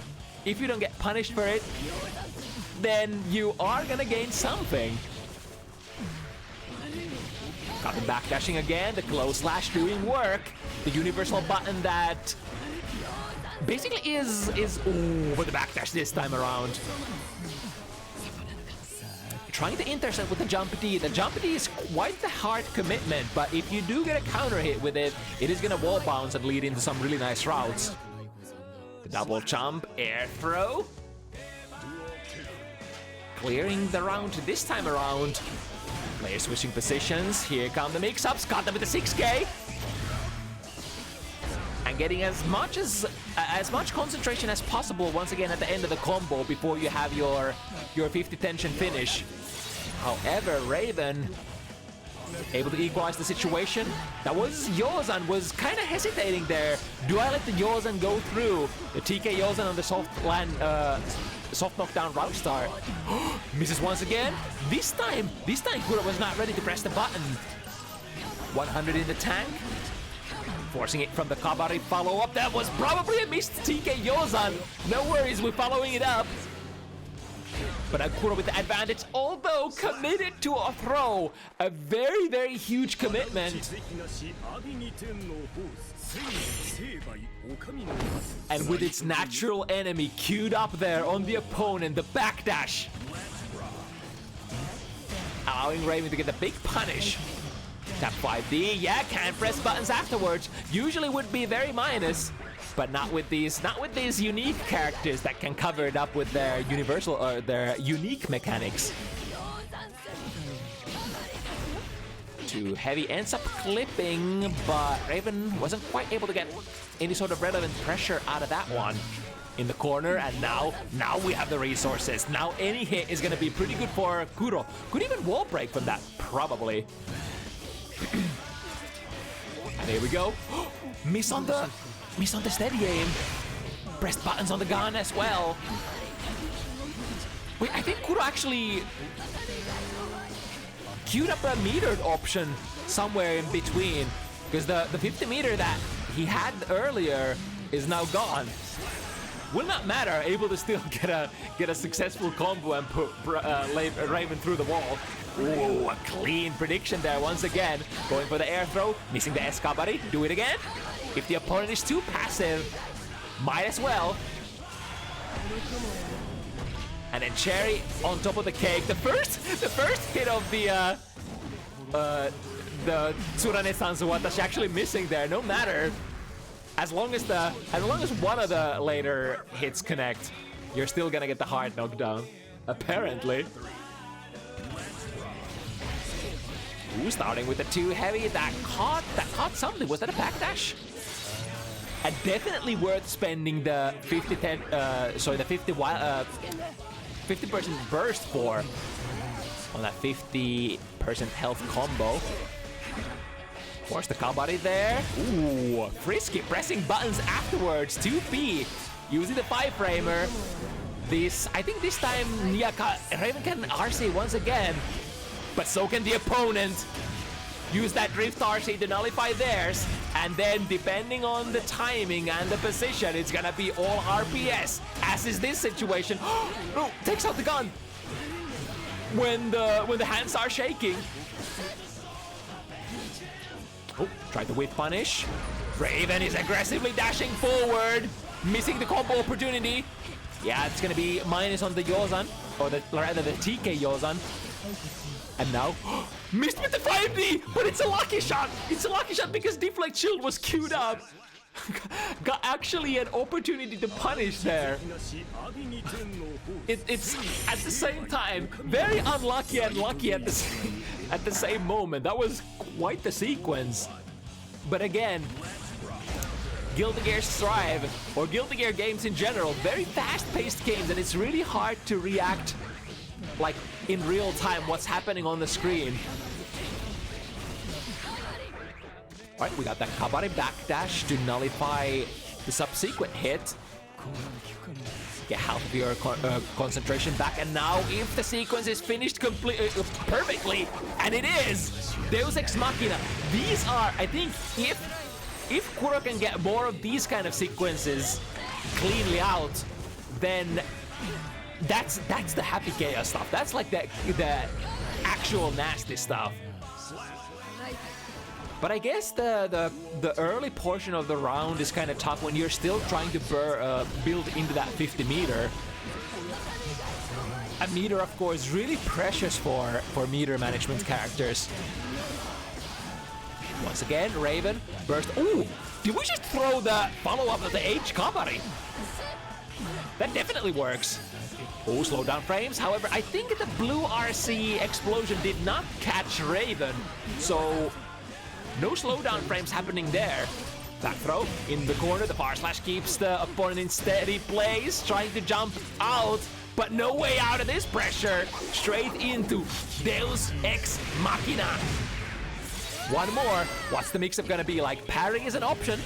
No, we're just gonna disengage from the situation and go into a position where the parry is less likely to happen. Of course, you can always have an opportunity to try to go for a red parry instead, but it's way more difficult and way more risky to try to perform. Got the frame trap into 6K, and then the combo is so close to that 50 meter, and the close slash mash works as an anti-air, since Kuro was coming from the sky. Curse has been applied. Gotta end this once again with concentration, because we were running out. Yeah, reset in the corner once again, trying to juggle those resources to the best of his ability. Close slash, misses, went for the throw, ooh, the shot! The reticle had latch already! So that means there is no RCing out for Raven. Yeah, of course, because it was, wait, no. Because Kuro jumped. Jumping should destabilize your reticle, right? So there's a really low chance that it's gonna home in on the opponent, right? That's how, isn't that how it works? So wait, was that an astronomically small chance for Kuro to actually latch with that? I'm unsure. I need an instant replay.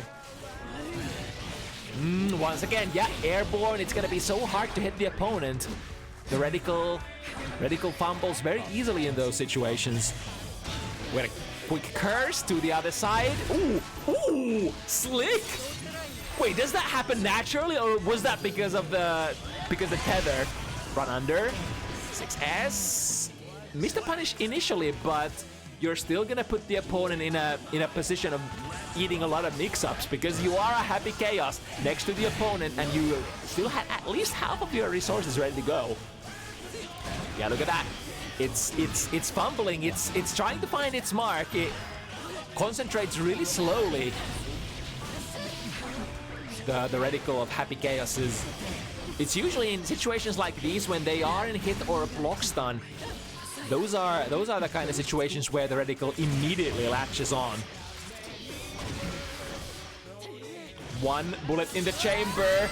Was hoping that maybe the wall damage would be enough, but now 6P misses. Ooh, we're gonna eat some mix-ups here. Throw. Can combo off this one. Misses the combo though. I bet Kuro would use every resources available. Maybe even burst here to break the momentum. Yep, momentum burst into the corner. Hold this. Oh, and the trade should be in Kuro's favor, right? Just barely. Look at the hit points. Just barely. That was so close to a double knockdown, which would have been pretty neutral, right? Because you generally can't win the round with a double KO, even if you're one round up. The rules of Guilty Gear franchise state that you have to have been in that, or rather, like, if you want to win with a double KO, you have to win with 2 double KOs in a row, right? Otherwise, the player who has or is in a disadvantageous position, they're gonna get the point, and nothing is gonna happen to the player's score that is currently leading in terms of rounds. Interesting little mechanic. Different fighting games choose to tackle this kind of situation slightly different. No anti-air. In fact, Kuro goes airborne and gets ground to aired. The frame trap. This is gonna hurt a lot. The only saving grace is that Raven does not have the super. However, with the massive damage output of Ravens, sorry, not Ravens, Bikens. I mean, technically, it is Raven's damage output as well.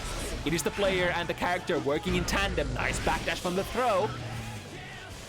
And now, what can we do with this? Nothing if the reticle goes into whatever position that it chooses. God from the machine, ready to be unleashed. BlackRaven with decent amount of tension as well as all bursts ready to go. Are we gonna hold it? Yeah, we're gonna hold it. This Deus Ex Machina should kill, right? Yeah. Lots and lots of damage from that. I like the decision here from Raven to just hold it because they did have the round lead. So no reason to play a hero and try to do something that is very unlikely to happen. And now look at this. Instead, taking the burst to this round, has a lead here. This is a checkpoint position, and with an instant air dash jump heavy, I bet that was a safe jump for the opponent. Literally has nothing to reversal with. Raven taking it 7-3 against Kuro.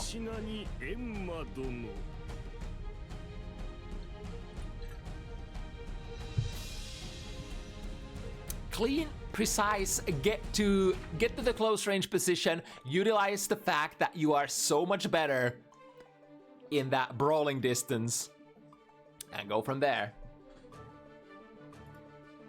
What's next?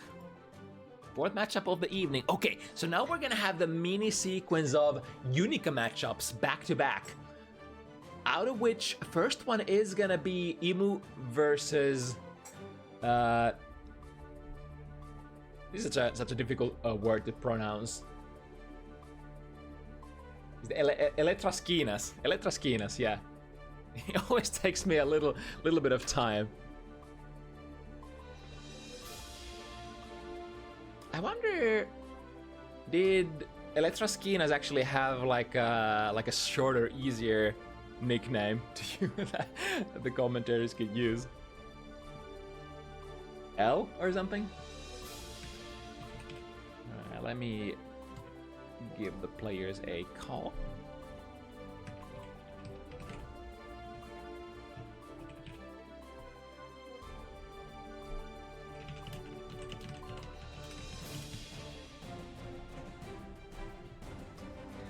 So, it's been a little while since we saw Unica previously. I think interestingly enough, the players that we've seen the latest are Imu and Miru, the players who are gonna be playing Unica tonight. Actually, let me look at our data sheets. I think it's exactly these players.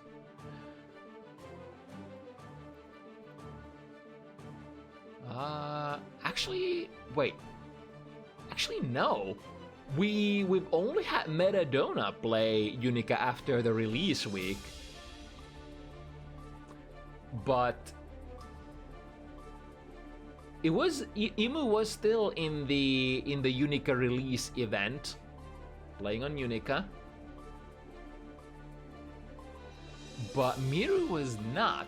So in fact, this is the first time that we saw that we're gonna see Miru on Unica.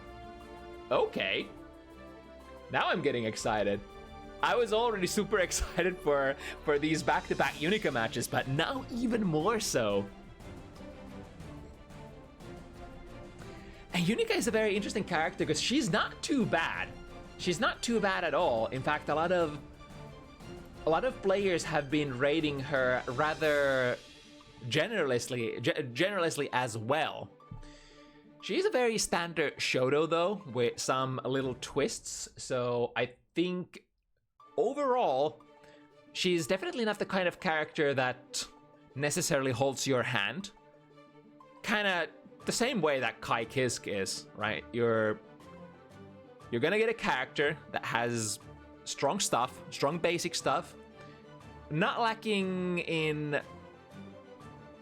a lot of departments, like is able to perform in many different like sub areas of the game. I think the one big problem, the one big disadvantage that Unica has is mobility. So she's a little bit slower to dash and a little bit slower to jump than many other standard characters. And that can be a double-edged sword kind of a thing. It can be good for when you're mixing the opponent up, and it can be good when you're like air dashing at the opponent. You're gonna have the Gold Lewis effect where you come down really fast, and that can be super advantageous because it's a little harder for the opponent to react to anti-air you. But at the same time, if you need to use your mobility to move around, especially in anti-air situations, right?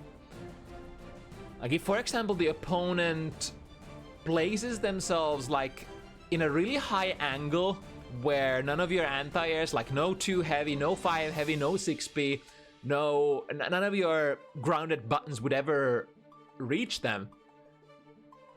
If you're forced to try to fix your position and get yourself into an air throw position and try to like go for air to airs, that kind of positions can be really hard for Unica to deal with.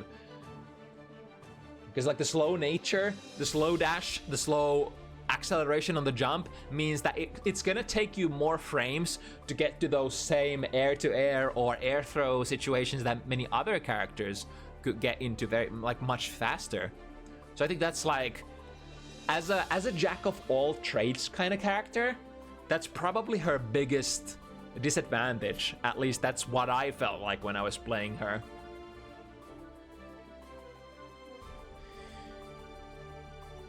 Do we have L? We do have Emu in the lobby already, but what is the status of the opponent?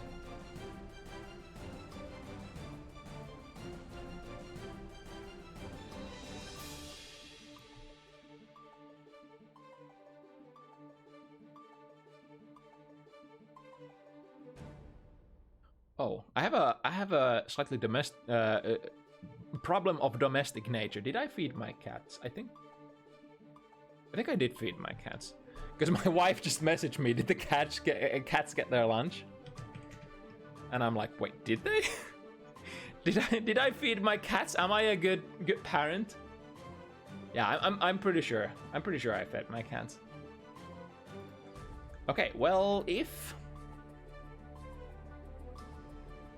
Eletraskinas is not available currently, we could try ring up the pair number 5 as well. Let me check if Miru and Rat are ready to go.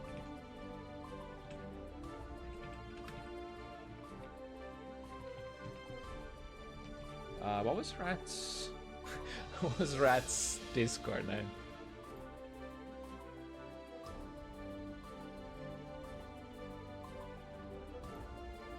Ah, right, that was it.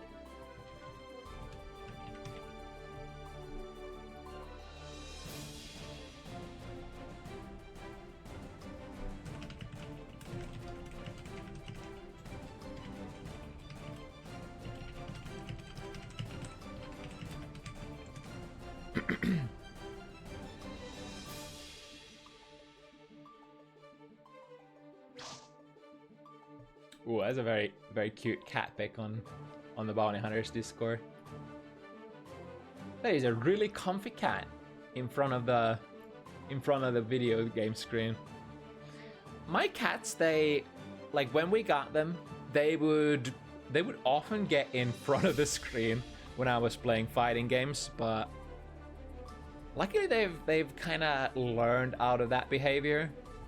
And in fact, it was especially Milky who would try to get my attention every time I'm playing fighting games, but now, especially since I play on a pretty loud stick, I guess they eventually picked up on the fact that Mama doesn't want to be interrupted when playing video games, so they're being extremely polite about it. I love my cats for that. They're very intelligent, and they can. We've learned to communicate on things that I don't want them to do, and they're pretty good at picking up on like the things that I don't want them to do. Alright, I think we have both Rat and Miru booting up the game, so gonna take a couple of moments. Oh, never mind. Did we? No. That's Rat. All right. Right, because this is gonna be a Unica versus Asuka matchup. Ooh, some of my favorite characters. We have my favorite wizard, Asuka R. Croix, and then the newest DLC character, which is somewhat near and dear to my heart because I played this character Unica quite a bit as well. For science, of course. It's pretty much whenever standard kind of character is released in video games that I play, yeah, it's a no-brainer. Just pick it up and play it. Slightly weirder characters like maybe Venom are usually a coin toss for me, like if I'm gonna pick those up for science or not. Depends on what kind of a drive I have currently for playing fighting games or strive. Usually the drive to play fighting games is there all the time. Okay, I think we have our competitors ready to go, right?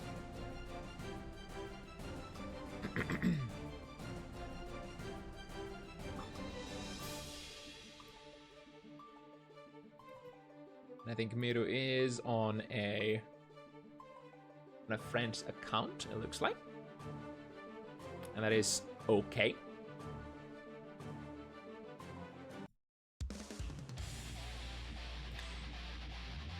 But yeah, Unica is very interesting into zoning characters, because you have a couple of options to say, no, I do not want to be zoned. You have your blue laser on the ground, and then you have your jump D and your heavy air fireball that work really well in tandem and can get to. Ooh, but speaking of those, Miru did try to go for the blue razor there, but the timing has to be right. Ooh, back throw. Now we mixing up lost frames from the 5 heavy sequence. Ooh, we got the bomb. We got. Oh, not only did we get the walls, or rather the mana shield, but also Super would have killed. Very close to a kill here. And the far slash gets there before. I think that was a 2D that Rat was trying to rev up there. Starting with a dipper. Very, very risky engagement for sure. The red slide is basically a DP on block. So you have usually time to micro dash into a close slash punish. So gotta be really careful when you choose to use that tool. But of course, it is a dipper, it is a stun dipper kind of move, so it does low profile quite a bit. Now, what are we gonna cast here? We aren't actually gonna cast anything, for this hand looks quite bricked. I mean, those spells were not gonna do anything, and Rat wanted to basically end it right then and there. And of course, you do have some makeshift mix-ups, like you, of course, have your 6K, you have your 6 heavy, your low, and your overhead. And of course, you're a Guilty Gear Stripe character, so you can do basic strike throw. The DP out of there, and again! we got the conversion. This could be very close to a wall break. 2P to reset the combo, plus frames. This is a sequence that you have to try to jump out of. So heavy button into 5 heavy produces the backwards pushing projectile. Oh, that's a big counter hit. Yeah, immediate burst. Go for it. Anti-air with a red dipper? Okay, that should be a kill. Super at the end? Yeah, big damage. So this character, Unica, has very interesting kind of dichotomy between her combo damage. She usually doesn't necessarily get all that much from like far range pokes, like from 2S, far slash, buttons like that. But when she's in close range, like getting counter hits from like 5 heavy or close slash, stuff like that, or when she has meter to burn from RCs, she's gonna do quite a lot of damage compared to what is the average for Guilty Gear Strive. Now from a throw, able to stabilize the resource situation, drawing a lot of mana. Ooh, but the blue laser hits. So the, what should we call that? The Michael Sword variant of Unica's, that when she like cleaves the screen, or beat driver, whatever you want to call it. Quite minus, but it is a frame trap option that on counter. Oh wait, the 5 heavy actually puts you so far away that the YRC can't reach. Again, do we know the way out of this one? Miru brought the counter option already, going for the low dipper there to prevent the opponent. I think there was an airtight sequence as well, preventing the opponent from dashing out, or rather jumping out.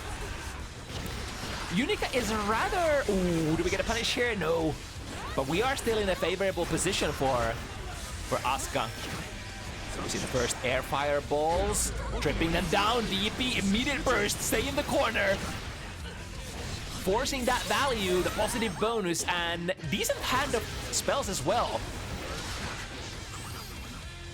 Going for the Drift RC in case Miru would burst out of it. There's the DP again!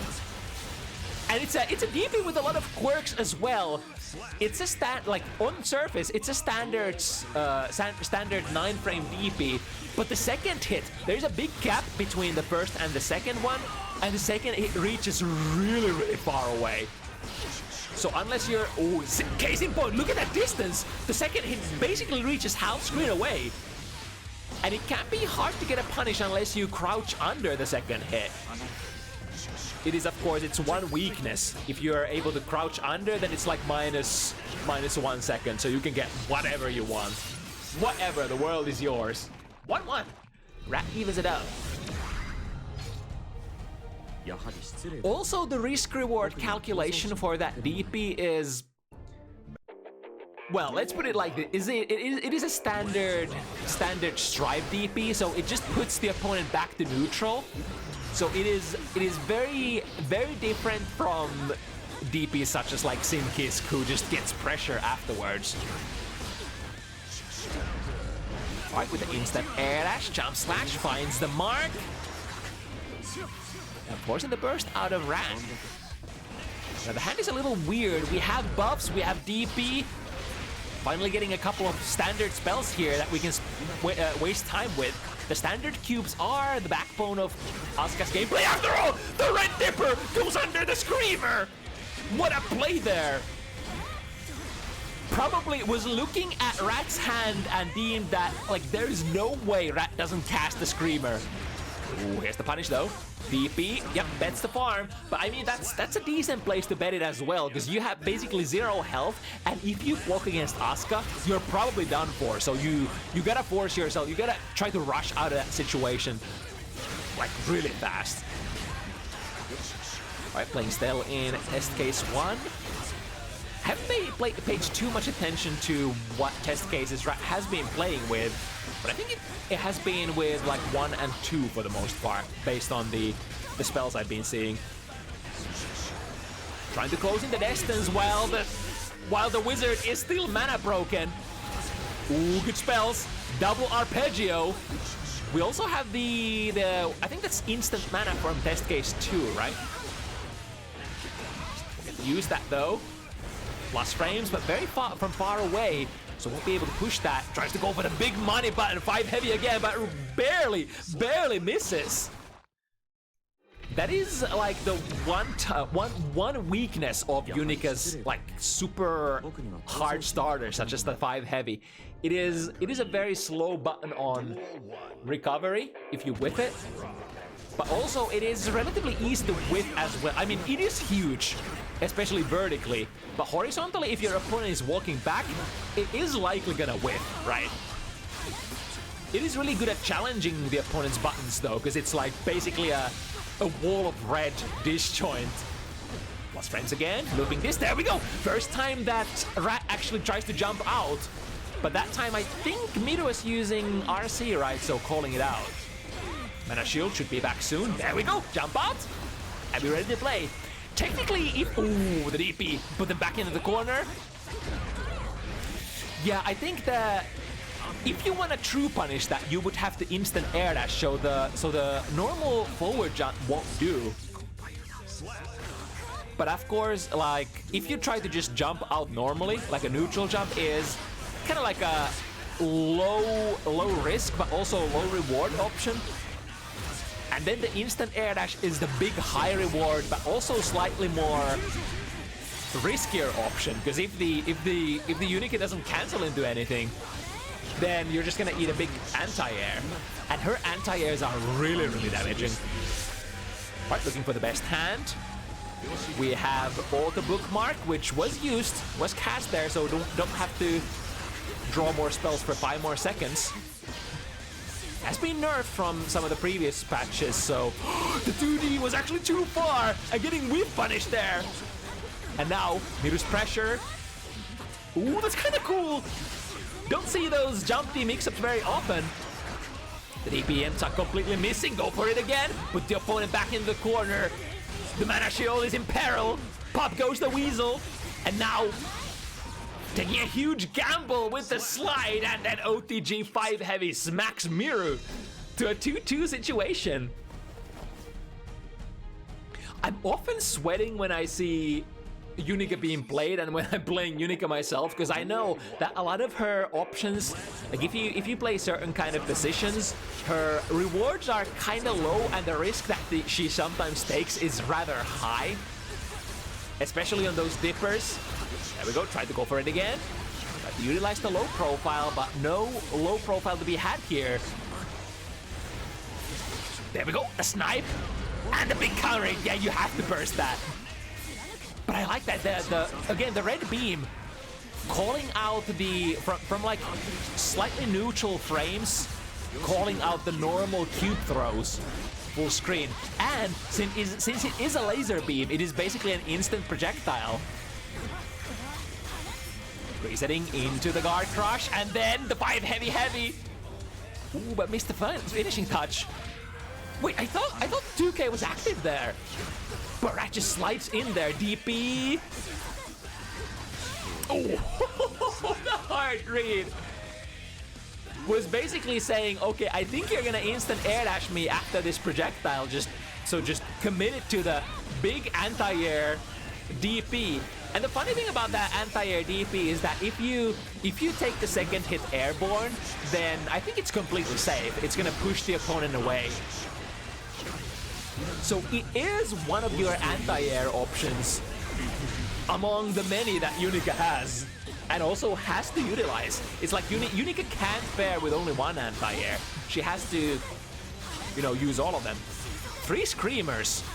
The problem is those are mid-range spells. So how are we gonna get there? Finally drawing some cubes and immediately able to get an opening. That is a very interesting position counter hit here once again. Even though Miru went for the slightly less damaging route, which is the 5 heavy, when you could go for like 5 heavy, 2 heavy, you can still get some pretty decent damage from that 5 heavy counter hit. OTG into the plus frames. Ooh, nice block on the overhead. And no punish either, because that was a blue overhead. And now the maximum charge, Megadeth Buster doing maximum damage, and what are we gonna mix up with? Guard Crush jumps out and meets them in the air. So Miru Gonna once again take the winning or the leading position here as we're slowly transitioning into the midpoint of this set. Duel 1. Let's rock. Starting with a 5 heavy once again. It's such a nice high reward round start option for Unica at 5 heavy.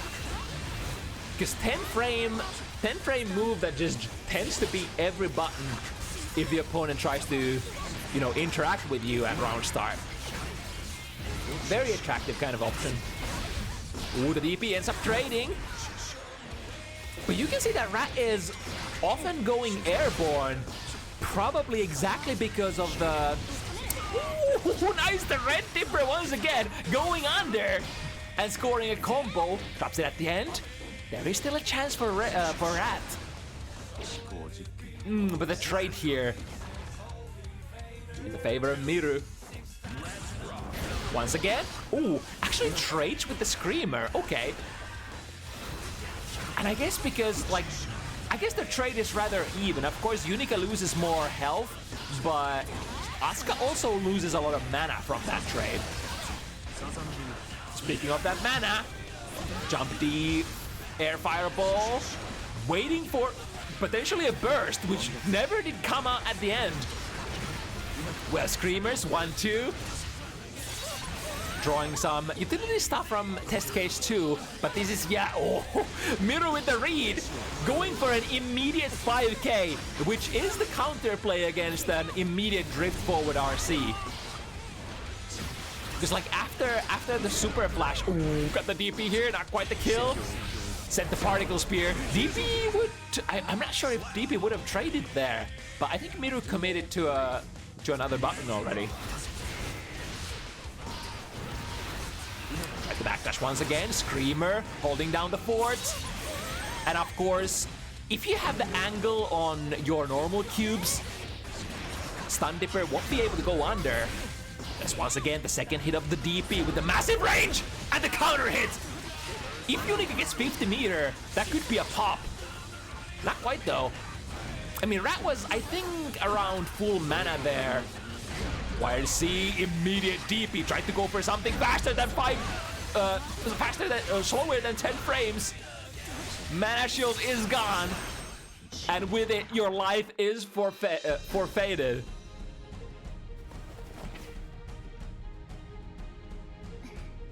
Yeah, it is a very, very interesting kind of DP. You can like it is used so much. Like many Unica players like it so much, and it's like it's really weird. It's like how is it possible that you get to, like, how can you justify the risk reward if it's like just a standard DP that puts you back to neutral? But it is, I think, because of its strange quirks that make it a little harder to deal with, and it's like exceptional range, where it gets to be used a little bit more like a Street Fighter DP in a sense. Ooh, got the hit. Unfortunately, don't have the 50 meters, so we're gonna have to forcefully break the wall here with this soft knockdown. Yeah, this is what I was afraid of. Rat had so much meter going back to that neutral position and 100 tension to spend. That was definitely not in Miru's favor. Ooh, Rat the DP there.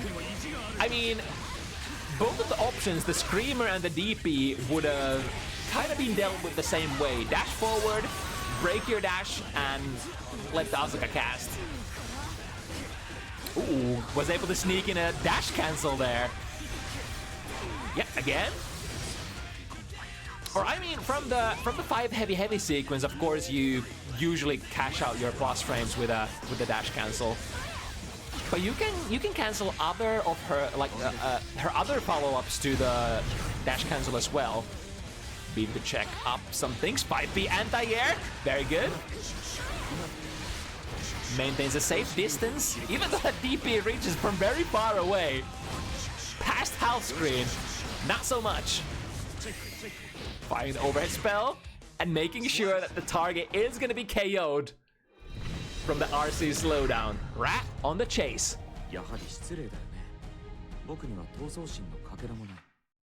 Man. Duel 1. Let's rock. Yeah, this time chooses to not engage with the round start 5 heavy.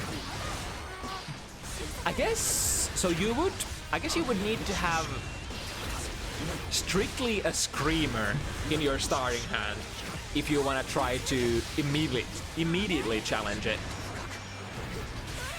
Again, the reach of that DP, massive plus frames, jumps out. However, normal jump does allow Miru to go for that DP afterwards, and I think that's a reactable scenario as well, is it? I'm pretty sure it is, right? Because you can delay the dash cancel after the 5 heavy and still get the plus frames. Oh, perfect distance. Hanging around at like sort of a distance where the DP is not gonna immediately tag you, and utilizing the disjoint of those screamers.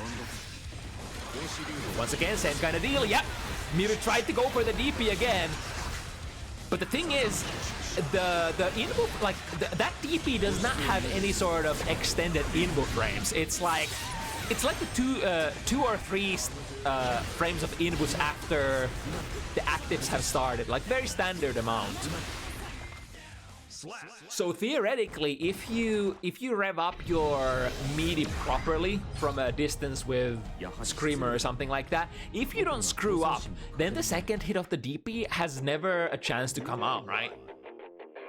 In those situations, if you're playing tight, it's just a normal DP, and the second hit is not even an issue. Alright, able to get the Screamer knocked down towards the corner. Here's the DP. You ventured too close to my active range, and here comes the combo. Ooh. And there's the 6 heavy stance, powers up that overhead. Of course, you generally never want to go for the, I was just about to say, the red overhead, which is, even on hit, it's only +5. Like a really bad knockdown, and of course you can't RC it because it works exactly the same way as Nago's DP overhead. Oh, ooh, luckily for Rat, this time Miru is just canceling into the Michael sword. Look at the cool jump D sequence again. Plus frames from the dash cancel again. Yep, there we go. Can't do anything with that. Ooh, and the shimmy, the slight backwalk into Mana Pop. I'm surprised that actually didn't kill. It's so close. And then again, 5 heavy, 10 frames of goodness, 10 frames with a disjoint box that rivals. Damn, even Nago's DP. Duel 1. Let's rock. Such a good button. And again, yep. I'm surprised that that Ran is actually trying to challenge at this point, because like the counterplay is pretty standard. Just walk back and whip punish if that happens. And like, what is Unica gonna threaten you with? Dash at you? Dipper? Red Dipper at you? Oh, nice check there. Yeah, that was exactly what I was talking about earlier, that her follow-ups can be dash cancelled. Her other follow-ups, which, you know, usually leaves her really minus. And Rat was able to check that here. Oh, that's a bad hand. Oh my goodness. That is nothing but utility. So Rat will just have to somehow get out of this situation using nothing but normals. There's the mana shield. I think... Oh, wait! That was the right option! But Miru went for the throw, probably a couple of frames too early. Was trying to aim for the quotation meaty throw, but missed the timing. DP works once again. Yeah, the double jump. However, if you're not instant air dashing, if you're not in a punishing position, then it's RPS. It's just RPS all over again. I wonder if it's like a conscious choice for Rat to not to try to instant air dash out of that in favor of just trying to be as safe as possible, or if that's like a knowledge gap. Because I mean, it's understandable. This is a new DLC character, so you might not be familiar with all of the relevant RPS, right? With 50 meter, backdashing on the 5 heavy, the DP will whip, and the 2D will punish from half screen away. But that is a very small punish.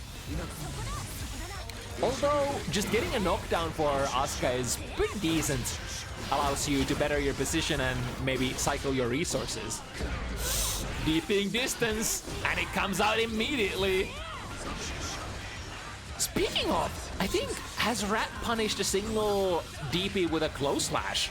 Because if not, then I think what Miru is thinking right now, if my DP never gets close slash punished, then it's quite safe, isn't it? If you eat something like a Asuka 2D as a punish, nice whip punish this time, by the way, on the 5-2. If you eat like 2D as a punish, that's not too bad. You can work with that. If your reward is that you get completely out of that situation if the DP hits. Oh, speaking of those DPs, it's this time Rat who revs up their own. Oh, almost gets there.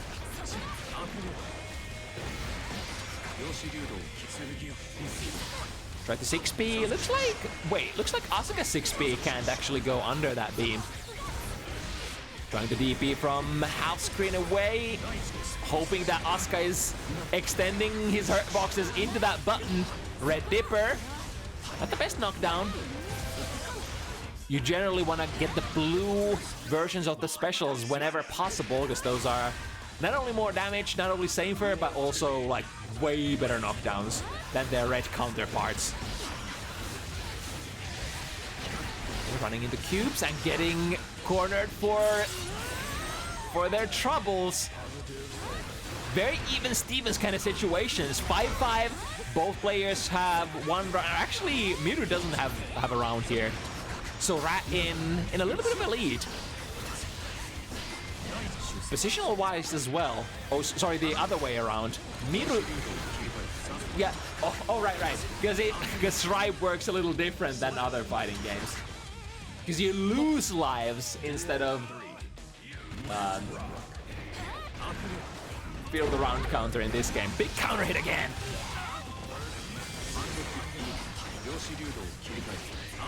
But if you really want to delete the life bar of the opponent, you would have to go into the 2 heavy follow-up instead, right? Which requires you to hit confirm whether the 5 heavy was a counter hit or if it was blocked. Seeing into more pressure. YRC waiting just in case that Miru was revving up the DP again. And it makes sense, because he has been for so many times, but this Megadeth Buster will be the death of you. And Miru once again takes the lead at a very opportune moment as well. 6-5.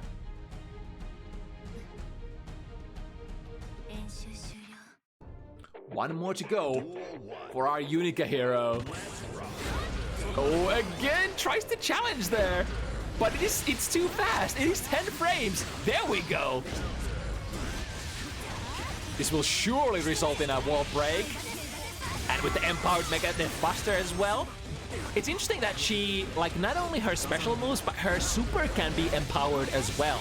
So if you are in your Arbalest state, it will cause way more damage than usual. It's kind of like the recipe for, there we go, Whiff Punish! Whiff Punish, my beloved! We definitely need more of those from Rat. Once again, this position where Beam is actually super good, because all of Rat's hand is nothing but Screamers, and now the Terrametron as well, which is also a very limited range spell. Oh, counter hit. Yep, gotta burst, otherwise the round is, or rather the set is over right there. Go to test case 2. Oh, but the DP has an anti-air, and that should be it. Seal the deal, dash cancel into a big combo. Miru, with a couple of tools that stood out for this Unica gameplay, definitely the active use of DP, and makes sense because like there were no huge DP punishes. It is a little bit of a knowledge check kind of a DP in that sort of way, But also, if your opponent always plays the far distance, it might not be feasible to get those big punishes on it either. And then, of course, the standard, the heavy follow-up, or rather the 5 heavy series, which not only printed a lot of plus frames for Miru from time to time, but even when Rat was able to jump out of the gap between 5 heavy and the heavy follow-up, almost all of those times Miru was able to go for a reaction DP as an anti-air, which ended up working out.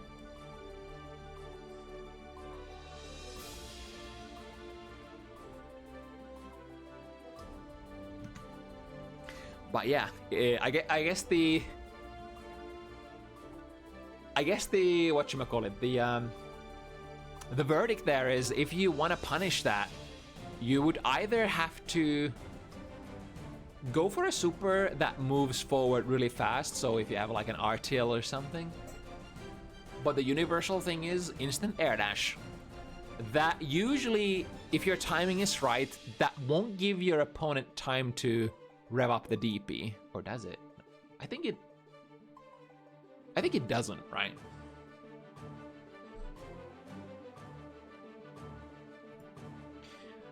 Okay then. There is still no response from Eletraskinas.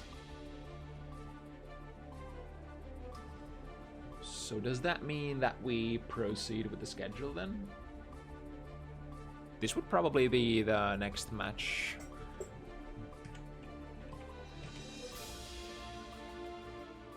Yeah, Elle is also offline in Discord.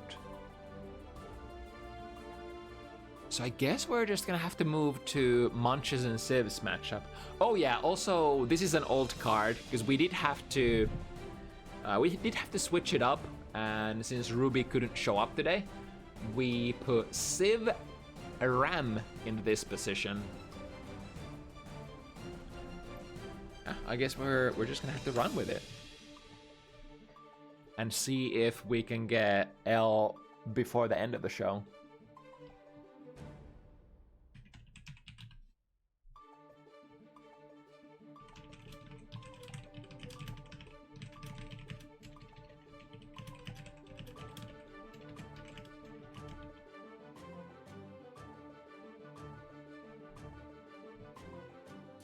So that would be Ramlethal versus Jacko, a matchup that you probably don't see very often.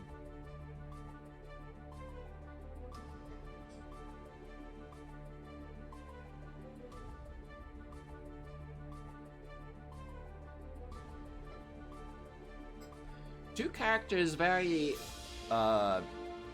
good at neutraling, but characters that do the neutraling very differently.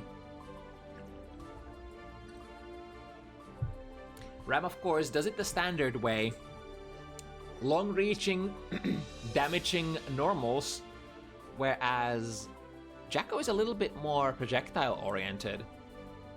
And her projectiles double up as sort of base stations of sorts, because like whenever you throw your minions, after the minion throw, wherever they land, you can use that position as a hitbox if you go into the attack command, which will basically activate all of your active minions, your current minions at the same time, and make them perform a hitbox.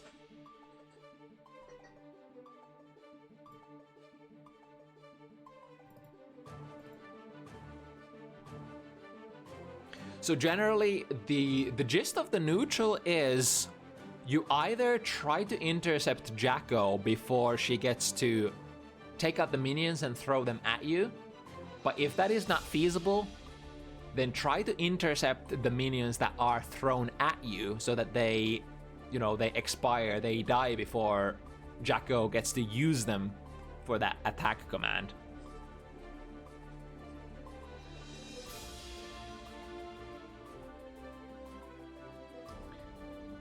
Do we have munch though? Hopefully. Was it Emu that we had in the lobby currently? Yeah, it's only Emu. I think I saw Sev reply earlier, so she should be ready to go.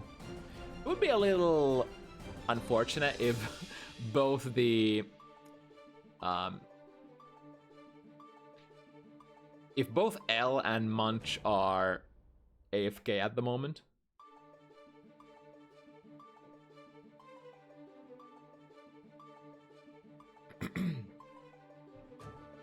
Especially since our last slot match is the North American slot, which was basically requested to be played last because it's still quite early in East Coast.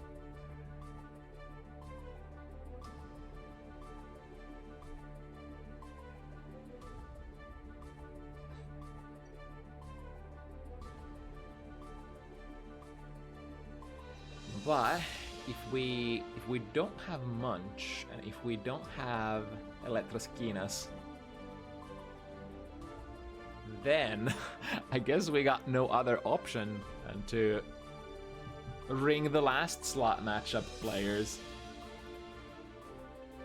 which would be Fämjii and PleaseDontLaugh.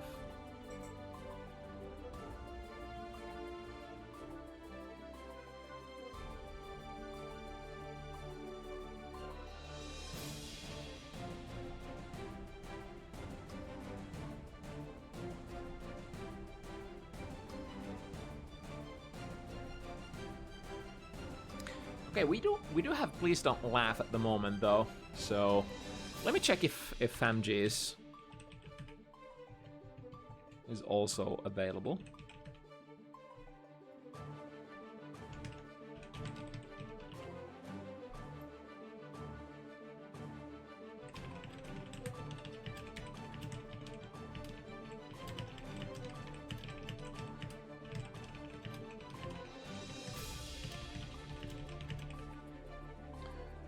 Yeah, I think Lars Canyon is a decent map or a decent stage to play on.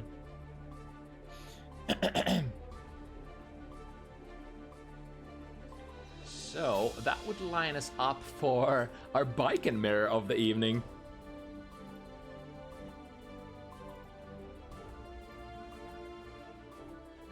Let's see. So Fämjii is playing with the black color.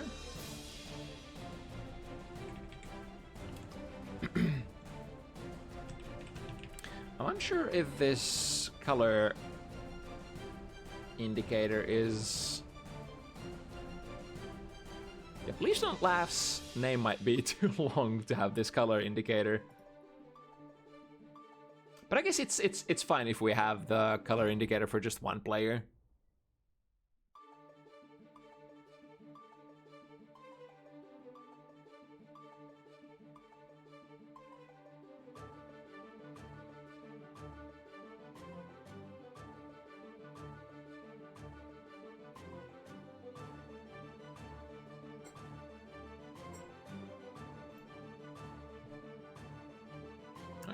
We have Fämjii ready to go. Now we just need PleaseDontLaugh on the pedestal.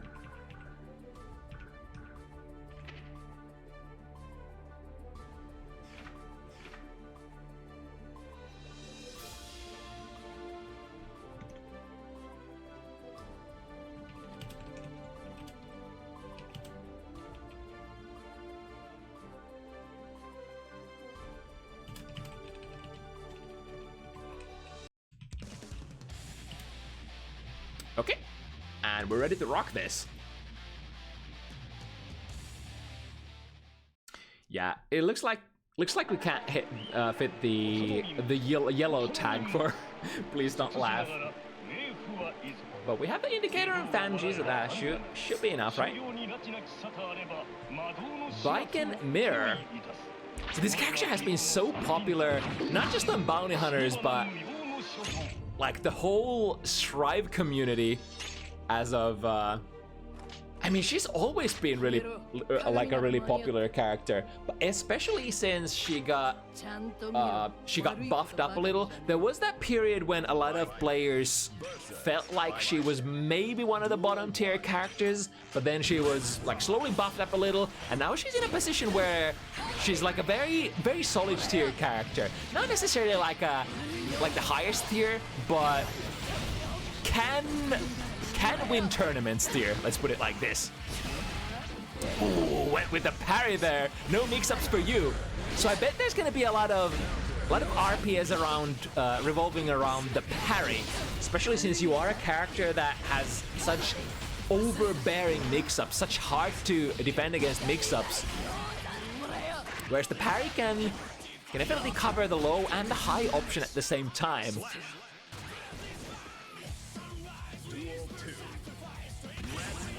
So we would probably have to utilize a lot of delayed options or a lot of throw options.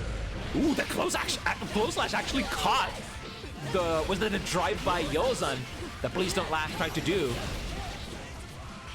Into, yeah, I think that was exactly what Fämjii was kind of revving up there.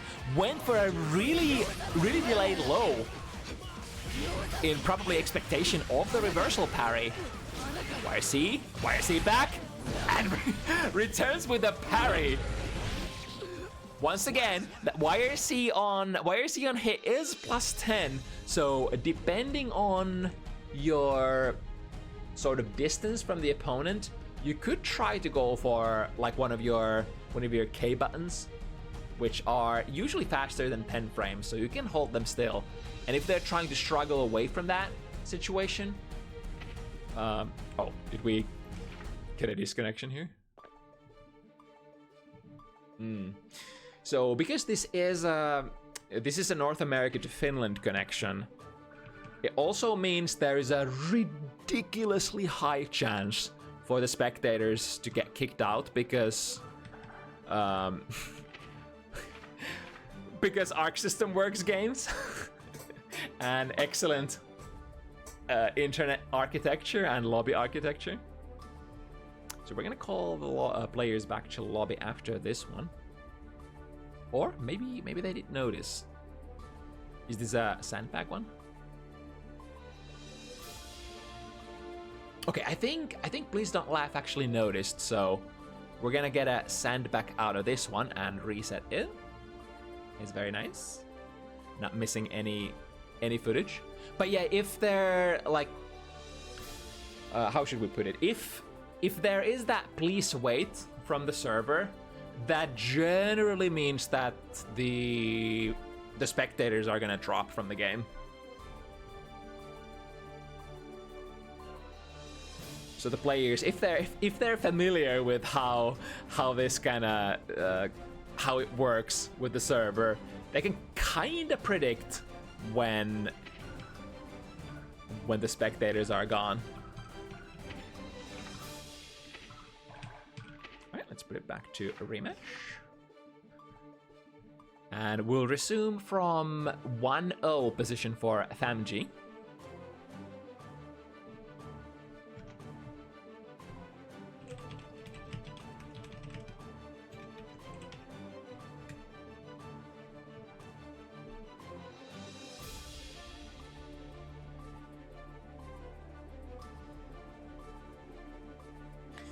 Also, I think we got a word from Emu that because their opponent didn't show up early enough, they might actually miss their game because they can't play so late. It's gonna be unfortunate, but after this matchup, we potentially have a chance for one more. We'll see how it goes. But back to the Fämjii versus PleaseDontLaugh, our Finland versus North America fun slot.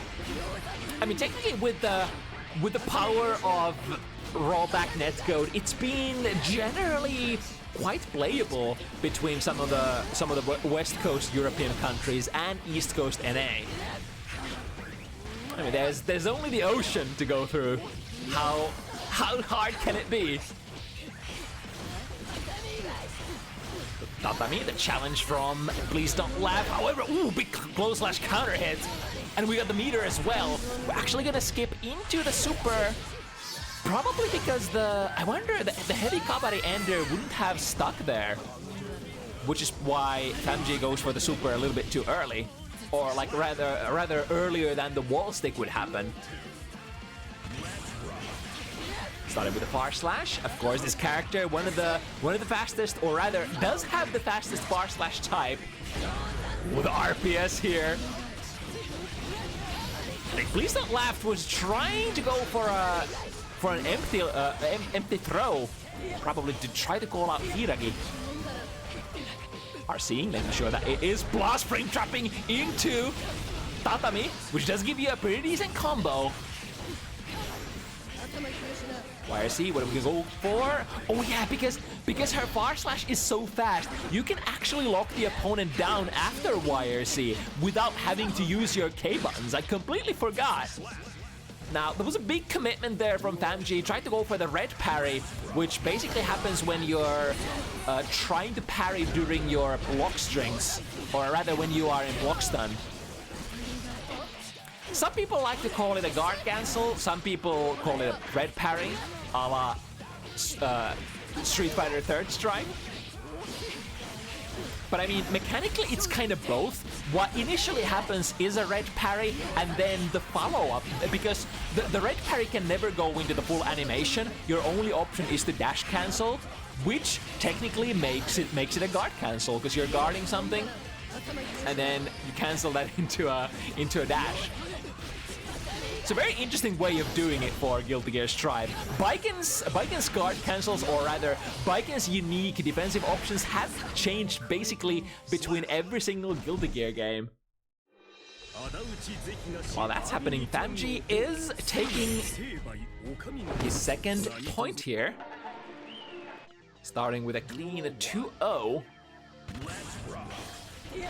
To the other side, I wonder if that was the jump slash was probably an attempt to go Yozan. Good anti-air.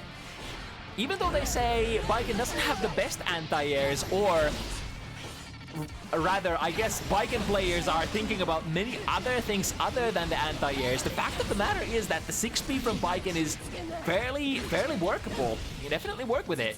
OTG6 heavy is gonna be enough to knock down from that position. Oh, trying to go for the whip punish, but a little late there. So the general play is to take a micro step backwards and then hit your far slash on their extended hurt box.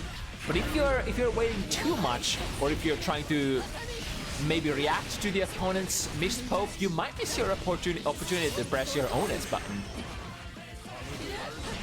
A big lead here for, or not necessarily a big lead, but the positive bonus going in favor of Fämjii. Oh, was able to parry out of that to the other side with burst. Yes, indeed. And because of the hit stop, Fämjii was able to see that there is actually a burst happening.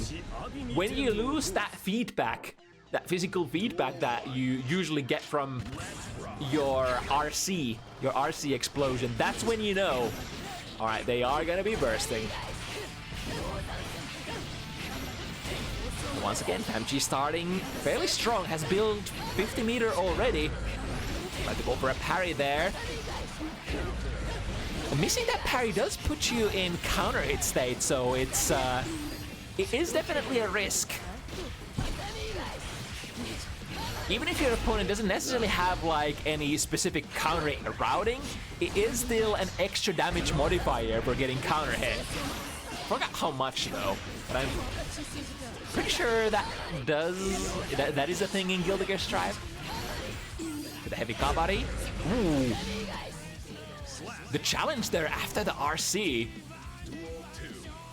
Yeah, heavy kabari, like the S kabari, if you can hold your opponent still and make them not hit buttons, it is quite plus, and of course leads into really nice situation. The heavy kabari though can frame trap them, can keep them can make them hold still airtight, but then on block, it's not the best button to land for sure.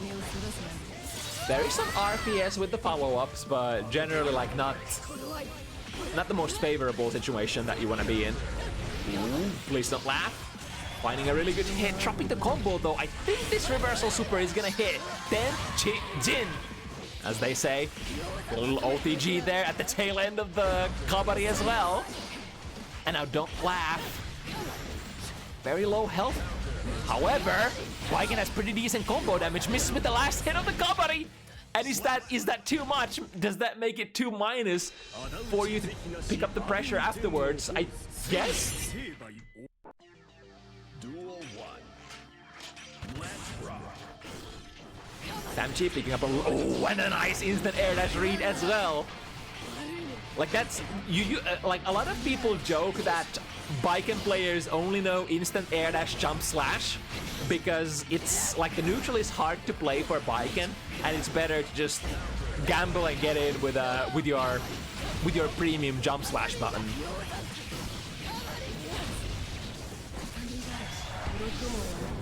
Let's see if this is good. Oh, it was actually a parry being revved up. Misses the throw.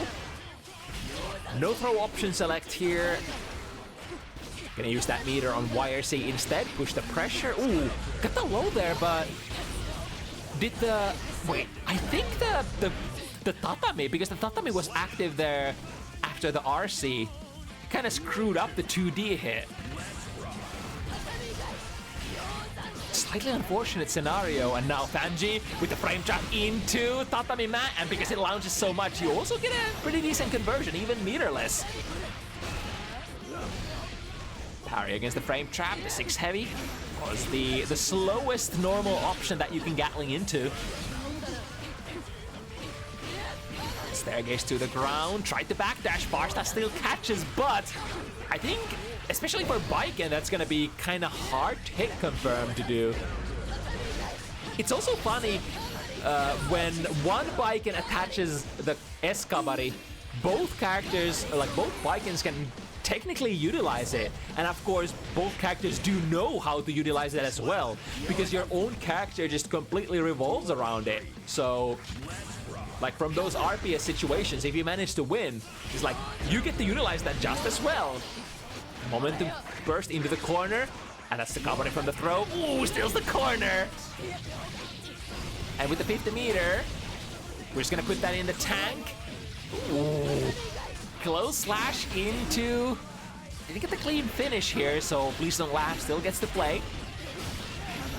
100 meter to be used. Misses with the S-kabari. Slightly unfortunate. Misses with the 5 heavy as well. The opponent is airborne. This should still be pretty decent position for PleaseDontLaugh. Get the frame trap, but not the full sequence. Plus frames, yeah, and Fämjii was trying to press buttons there. Maybe even parrying. That's gonna mean PleaseDontLaugh is on board. First point.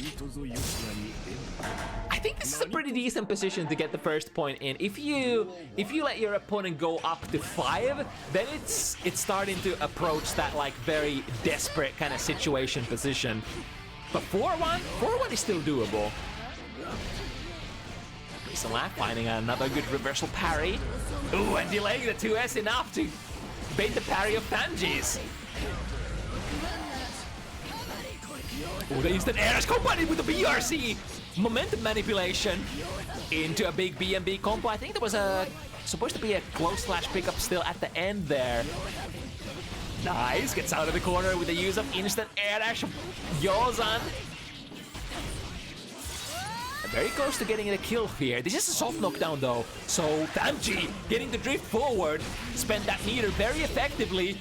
Ooh, is he gonna deny the meter expenditure from PleaseDontLaugh? No, this is gonna be a soft knockdown as well. And now, meter bird, here it comes. Able to block there after the 2 heavy. And then the snipe with the instant airless jump slash from Fämjii. That was a really tough position. Because like, one option for DontLaugh was potentially to just drift downwards after the gun.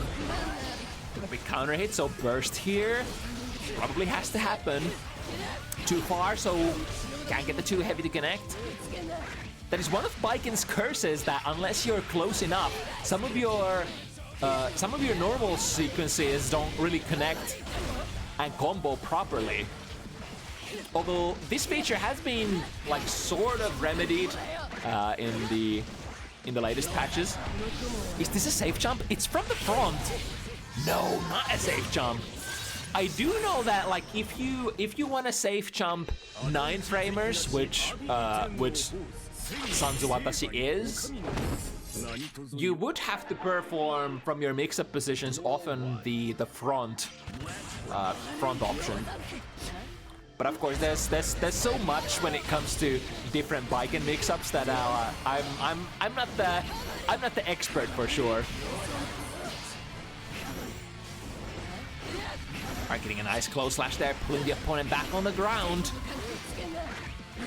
With RC shenanigans, we get to the throw. Ooh, get the combo. And with the tail end of that kabari, we're gonna get an extended combo. Got the opponent jumping out. Not quite the kill, even with the 6 heavy. And now please don't laugh. Lots of meter to spend. What are we gonna spend it on? Get the late air dash jump slash in. The air throw as well. But now all of the resources from Please Don't Laugh have been expanded. Maybe it doesn't matter if you just guess right. If you just guess right! Into a cross-up! Just guess right! I mean, Daru-sensei did say it as well. Just do good mix-up. It applies for all set play characters. Play the mix-ups are our best. Play the mix-ups that find their mark. Ooh, that was a... I think the Yosen meant to whiff on purpose from Fämjii. Gonna be... No, not... Wait, not plus? That was a punish. How? I thought from that position, the Yosen is always plus when performed as a cross-up like that. And now, Fämjii has the 50 meter. Extend with the RC. This should be a wall break, which means it's also gonna be a kill.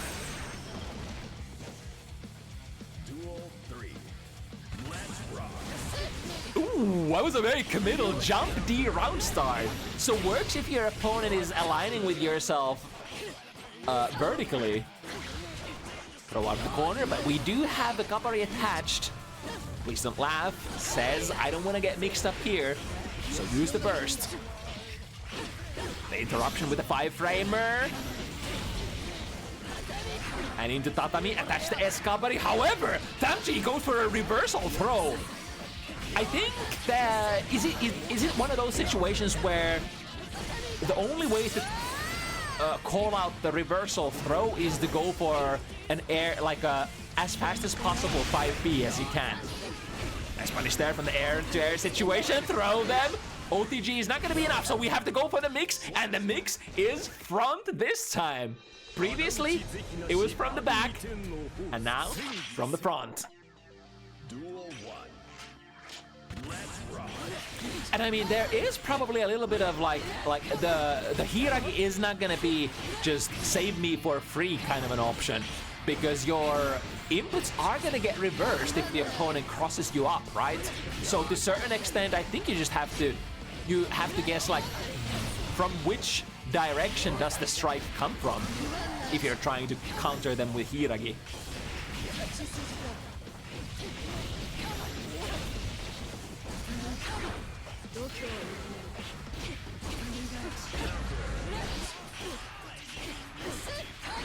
Alright, attaching the S-Kabari again. The backdash BRC! One of the coolest techs that you can do with almost any character. Ooh, sees the parry. However, the backwards moving momentum actually moved Fämjii outside of the active range. 2K won't be able to catch the jump out. Ooh, Kabari finds it, and that means that's gonna be a kill sequence. Please Don't Laugh is definitely starting to warm up slowly. And from a position that looked a little dangerous, there seems to be still hope in this bike and mirror. Ooh, Fämjii trying to press buttons aggressively, this time picking a slightly more further reaching one in the form of 2S. Nice, into Sanzu. 1, 2, 3. And most importantly, this will give a heart knockdown, which kind of allows you to try to prevent the opponent from using their resources to play. That's gonna be a kill for sure. With a close slash BRC, slowing down the opponent's frames for around like 60-ish frames, if I recall correctly. Really enables all kinds of fancy-looking combos. Alright, this parry does activate the sequence, unlike yours from really far away. Check them with the 5-framer.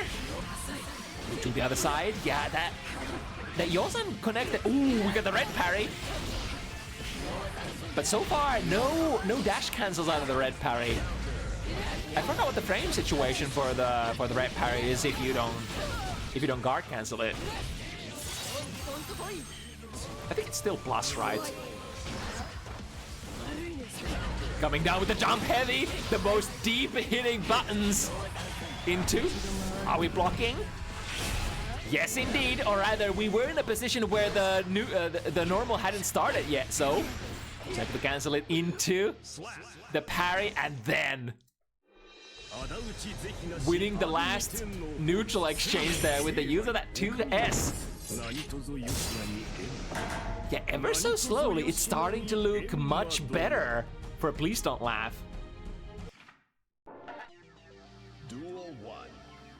Only 2 games away for tying it up.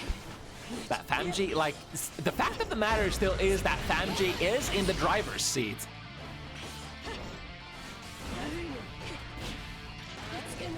Ooh, that 6K actually took Fämjii into the throw range. Actually, the Kabari immediate burst out of that. Knew that was not gonna be that was not gonna be good times.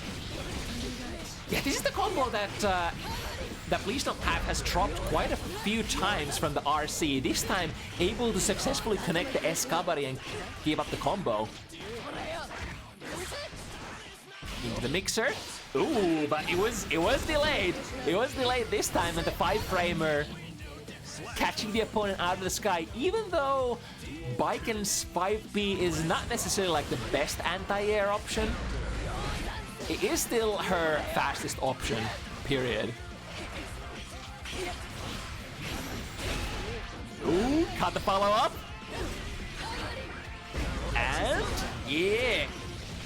PleaseDontLaugh has had a very limited amount of opportunities to play with the S Kabari, I think, because I think they've just been prioritizing the heavy Kabari frame trap instead. Ooh, with the BRC once again, death from above, and another one, slow them up. Unfortunately for Fämjii, the wall just ends up giving a little too early. YRC still not out of the corner, and because of the slowdown frames, PleaseDontLaugh probably wasn't able to press any buttons very easily. Ooh, a clean parry again. The triumph march keeps going on. That's what, third in a row? Yeah, 3rd game in a row. Now very close to Fämjii's 6 points here. Should be plus. Ooh, ended up going for a gold burst frame trap instead. Does basically guarantee that PleaseDontLaugh gets the 50 meter there of the positive bonus, but now it's the mix up. Going with a safe jump, attaching S Kabari again and again. Please defend yourself, mister. Is the call out here. From above. Yeah, but dashing forward makes that instant air dash Yosan whiff, but it ain't gonna whiff for PleaseDontLaugh. And another one. No meter burn yet though. This could be an opportunity for Fämjii to steal it back. S Kabari. Both players going for the throw, but in the follow-up situation, the Kabari slowly pulling them closer to one another. And PleaseDontLaugh was the one who went for the fast mid-range button, aka the bar slash. Yeah, the bar slash is definitely being used for its prime purposes here. One of the reasons, like one of the saving graces of Baiken's neutral actually, just having such a fast button, does force you to like get into that position first still. Yosan, I think that was a pretty good hit. Not able to pick it up though. The interruptions back and forth. Ooh, the frame trap, that could be a kill. Misses the combo. Fämjii still has a chance. Plus frames into Kabari, and that should be a kill. Sometimes the deciding factor is who is not like who won't drop their combo first. Who gets a successful hit confirm first. Alright, gets away with murder. Going for the Iragi there in the middle of the string. Yoza no counter hit, so just gonna get a knockdown towards the corner and super wall break. Please don't laugh. He's really close to that 50 tension, but close is not good enough. That is gonna seal some of your options off. That's nice. That was already queued up before the super flash. So no way avoiding that for Fämjii afterwards. Plus frames. And the YRC is kind of cool. Like, if your opponent's Kabari is attached, you get the YRC and utilize the same Kabari. Went for the throw. So that's gonna be called out by the reversal super. Fämjii moving up to the 6 points, the potential set point position. But please don't laugh, did it once. They could potentially do it again. Just get 3 in a row. It's that easy, right?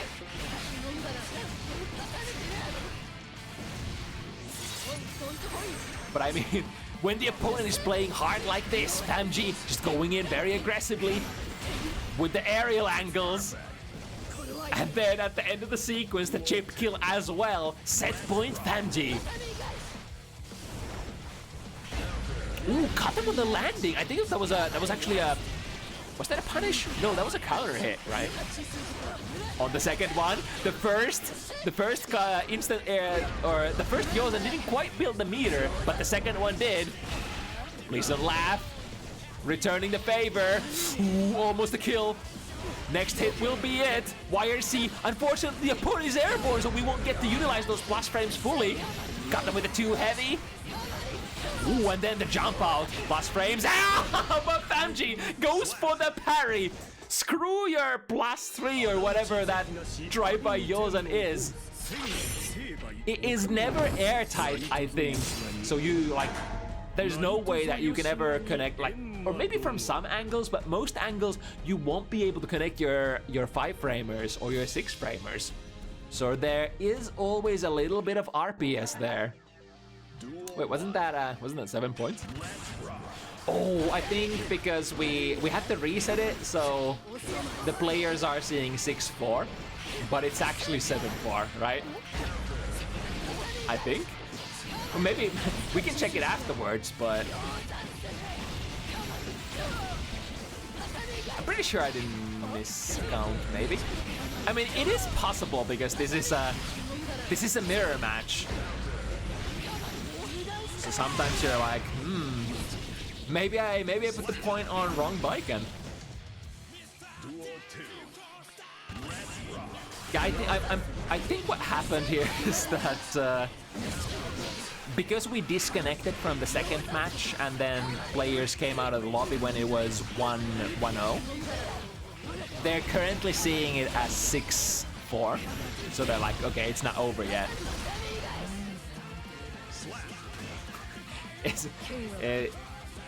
But like I can't go out of the lobby to check the score either, so I'm not sure what the truth of the matter is. I think I gotta trust my players. I gotta trust that my players know math, right? Because I sure as hell sometimes don't seem to. Ooh, got the Escapade there at the end still. It is gonna be super funny if Please Don't Laugh somehow wins this and then this just goes on still. The last mix-up tried to go for the red parry and that surely is it. Might be 8, might be 7, but that will end it in Fämjii's favor. Let me actually check. Who was right, who was wrong? Rankings. Yeah, it was I was counting correctly. Because basically what it is, one of the points on Fämjii is the sand background, and then the 9th point is the last one, which was basically over already. Yeah. Okay. QK math triumphs again. Okay, but I think what the verdict is for the last matches of the evening, I think we will be able to play the Civ versus Munch match, right? Because I think I saw Munch coming back earlier. Yeah, I think we have the players already ready to go as well. Perfect. Okay, so we can queue up our what should we call it? The highest level match skill ranking wise. Civ and Munch in a very interesting matchup as well. Ramlethal versus Jacko.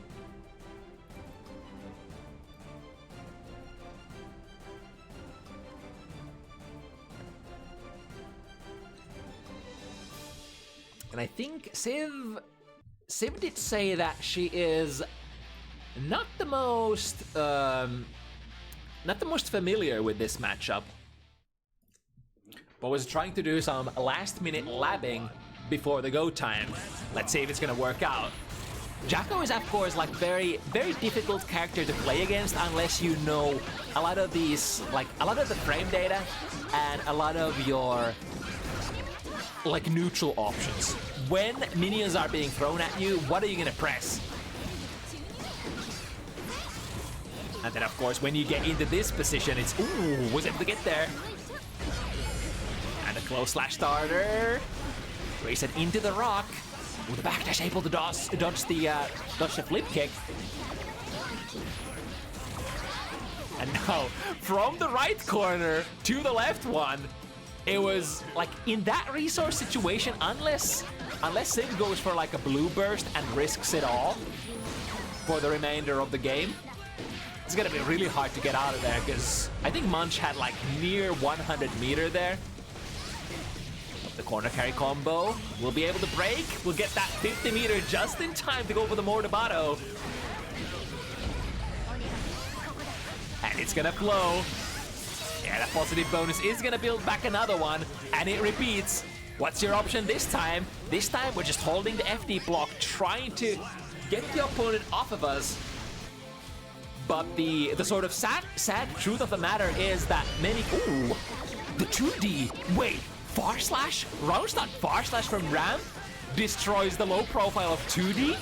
Are you for real? This character... We are in a really good position, activating the blue, which not only makes your minions immune to getting deleted from the board, but also gives you a little, just a little tiny bit of minion gauge build bonus on top of that. Smart stuff. Ooh, colliding with the minions. So there was an RPS situation afterwards. Tried to go for the 2K, but the rock, Ondo, will cover Civ. This is a soft knockdown, and we have meter to spend. Huh? I thought drifted into Civ's 2K, but is that 2K just not hard, like far enough reach? Interesting.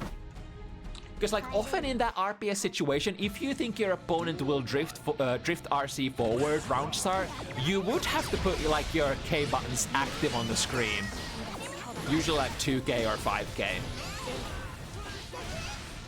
So, which will basically make the opponent drift straight into your active buttons, and if they are not a DP character, then they can't get out of that. Usually.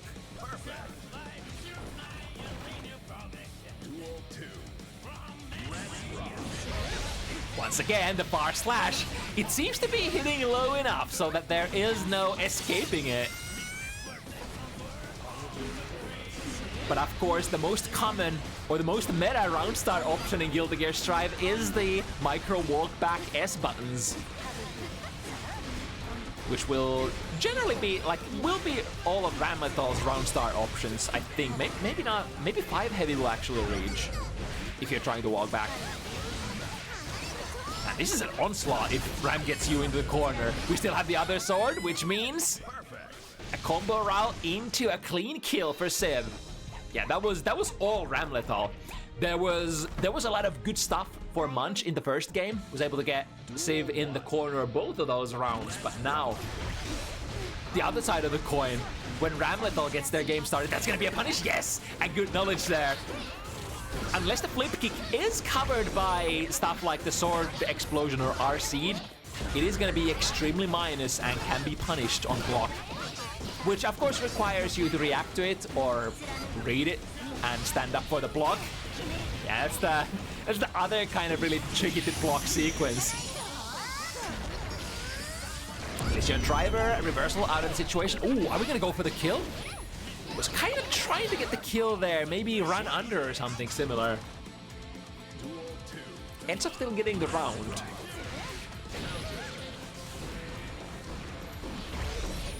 Ooh, the backdash out of blue wild assault. Basically preventing Munch from being able to take those minions and starting the RPS. Back, we're gonna go through the wall. It's big for Civ. Those resources are gonna come back, and now there is just no escape. You're gonna have to hold that sword pressure plus that 100 meter afterwards.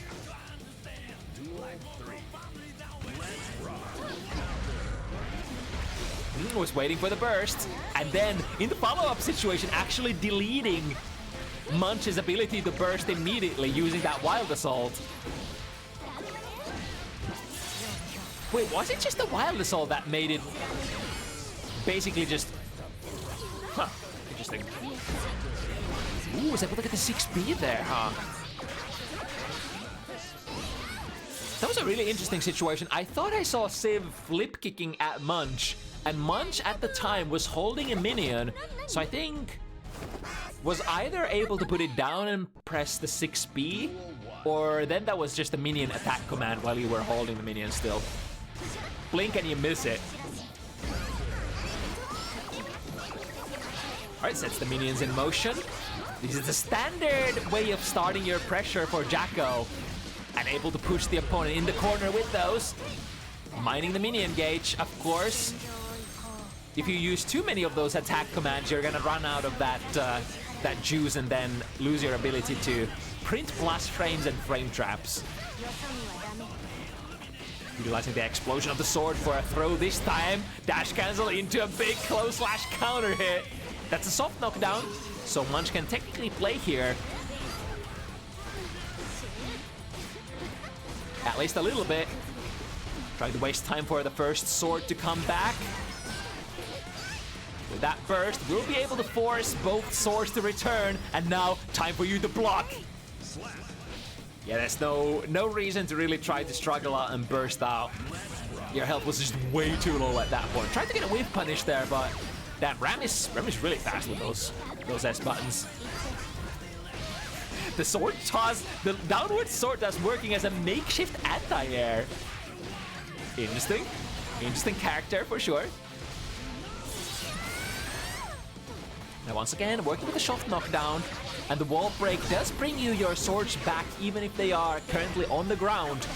Ooh, they cross up again! Really hard to react to, so oftentimes you would have to predict that that's actually what's gonna happen. I think Ram needs like dashing momentum from that, so maybe you could react to the dash happening? Question mark. But now it's Jacko fun time. We do have the 100 meter into tank. Oh, that trade was actually in Civ's favor because Munch was so low health. That wasn't even a super, although the super PRC was an option there.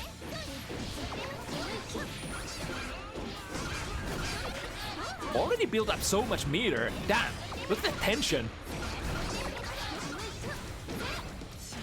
And now you're guessing.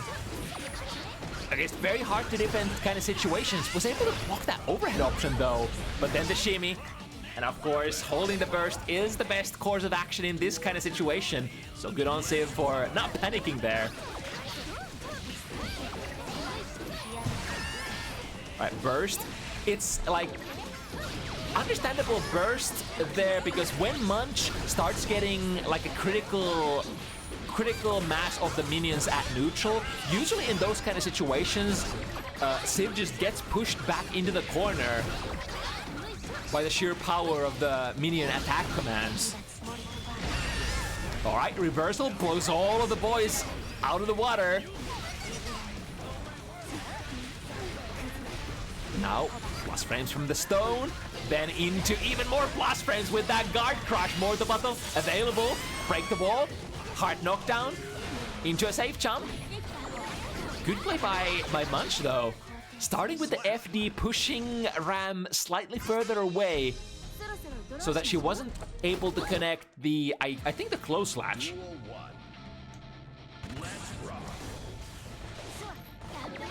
And if your close slash turns into a far slash, then the situation will often enough change quite a bit. Like regardless of what characters you're playing. Throw. Nice block on the overhead option once again, and gets out of the corner. And if there is a character that could, reversal 6B, which is usually saying, I think you can't get to my, you can't get close enough for you to threaten with lows or threaten with a close slash. Second sword explosion, finds its mark, builds enough for more to follow just in time once again. And suddenly, looking really good for Civ. Yep, it's, no! Goes for it a little too early.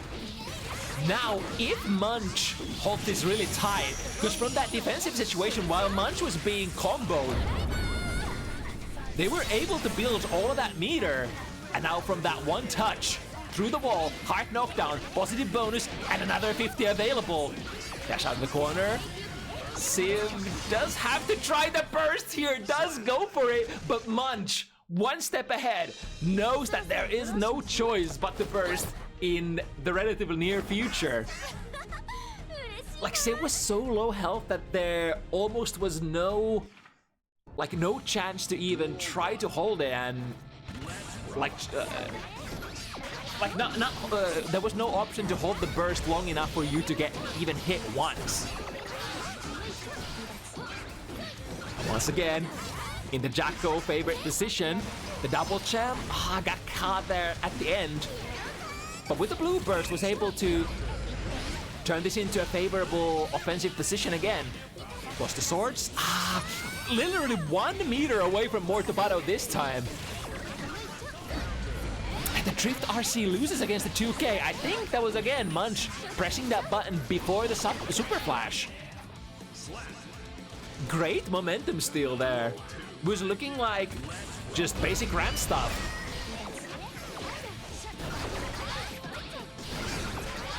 But that's the difference. That's the difference, that like having 1 meter more to get the hard knockdown on the super wall break. That's the difference that it could make. So we have the sword. Throw is the mix-up this time around. Go into a low, into throw. Just basic stuff until your swords come back. But I mean, from the throw option, you do have a lot of like good mix-up options. Not necessarily the most damaging options, but you can definitely mix your opponent up a little. Many characters have the same feature.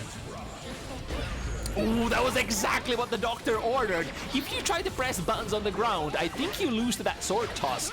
So you do have to go for the hard read to jump over the sword toss and punish the recovery. Dangerous, of course. If Ram doesn't throw the sword, then she's just gonna anti-air you. And you're again in a... Ooh, nice bait on the YRC. And here comes the big damage, 100 meter, more toe battle. There are so many options that we could play here. A close slash into 5D, FRC, one of the classic options across the characters. What could the YRC beat this time around? And now, using YRC, the last bit of meter of her own, to get out of the corner. Wait, did that? No, the sword explosion was too far away.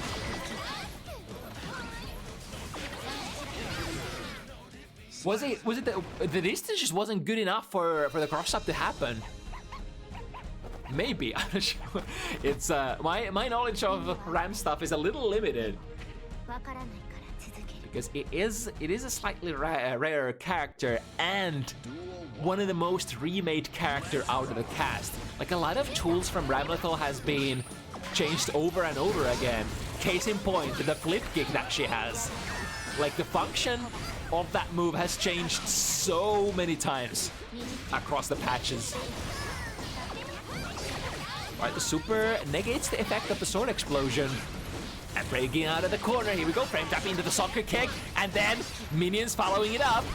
Good sequences, back and forth, doesn't let Civ run out of the corner, or rather jump out of the corner.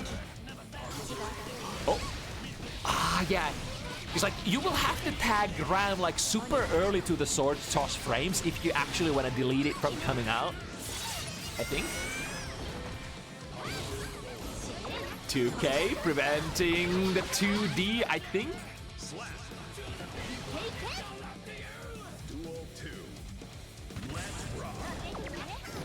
There we go, just instead choosing to play very defensively this time. Not engaging with the S button RPS of Rams. Just backdashing, taking minions out, and starting the artillery gameplay, if you will. However, coast to coast. Not quite fully coast to coast, but still close enough to have the opponent almost in the corner. Ooh, and the OTG is gonna be enough. Munch once again evening it up 4-4. Heading into the last rounds here. Both players in a situation where you need 3 more to close it out. Ooh, that was kind of cool. Using the minion toss stuff in the air to sort of delay your air momentum so you don't have to fall into the sword toss. Speaking of the sword toss, this time the cross-up works perfectly. However, the follow-up not quite there. I think just about anybody would be willing to take the mix-up and get hit like that as long as Ram can't get a follow-through or can't get a follow-up on that situation. Ooh, big commit there on the throw. And Munch guesses correctly. The reward, big sandwich. Yummy! We tried to go for the 2S. However, Civ also disengaged from the situation by drifting horizontally.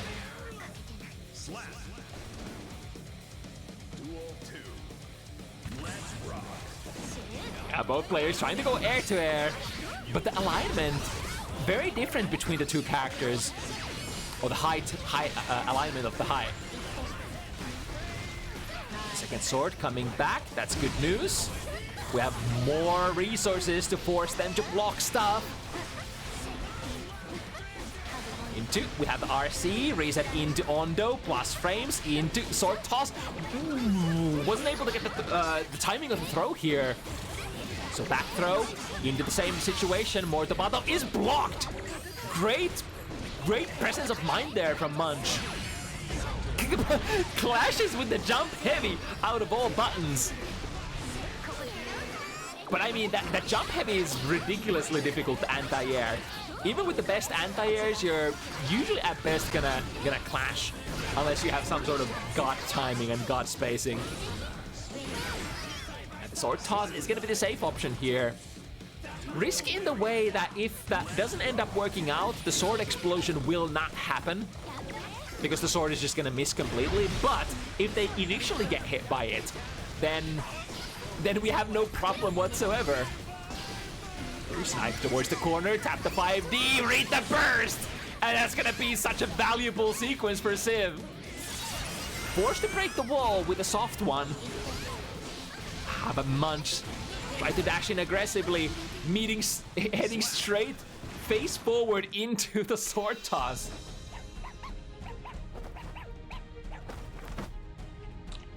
It is a really strong round start option though. There are very, very few normals that can get there fast enough so that the sword actually doesn't activate.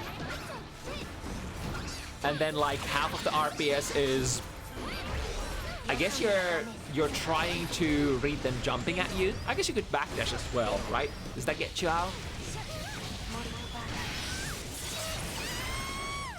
Munch has been able to build around 75 meter. Ooh, but that was a great hold on the situation on Munch. Civ put herself in a very disadvantageous air to ground position. And the anti-air is what started this sequence. Jump heavy from Ram, so hard to anti-air though. Here we go, 2D gets there in time before whatever option Civ tried to use goes online. Munch really needs this. Super important round. If Civ gets it, she's gonna go up to 6. So Munch would once again like to equalize the situation and be on equal footing. Yep, activate the buff because we need minion gauge at the moment. As usually what you're gonna see when the minion, like when the last attack command is used and it drains enough minion gauge so that Jacko can't use it anymore, that's usually when you're gonna see the blue install. The big frame trap string, put them in the corner, not quite enough to get to the 50 tension. And that hesitation. Yeah, I wonder, Munch had a lot of resources there, so there might have been not even a wall stick available for. Yeah, and I mean, even if you did have a wall stick, the wall stick would have probably been a strategically wrong play. So dropping the combo there, probably the best that you can do in that situation when you're still waiting for the tension from more to Bado. Ooh, nice whip punish there. Backdash into far slash. I think Civ was talking about that RPS situation before the set as well. It's a little bit of labbing that has gone to that RPS situation. Anti-air, jump PP. However, jump PP is very non-lucrative in Guilty Gear Strive. Still able to hold the pressure going. Heart knockdown. Going with a very safe option, throwing the sword, basically saying there is absolutely nothing that you can do about this.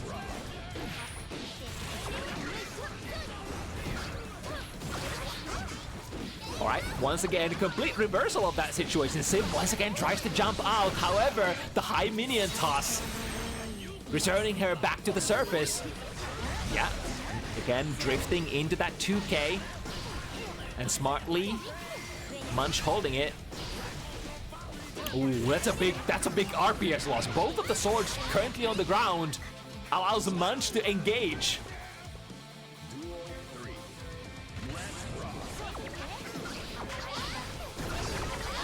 Ooh, nice angle there. Dodging the first minion kick. Tried to go for the defense command, which of course basically parries the opponent and puts you in a I think puts them in a heart knockdown, right, on hit.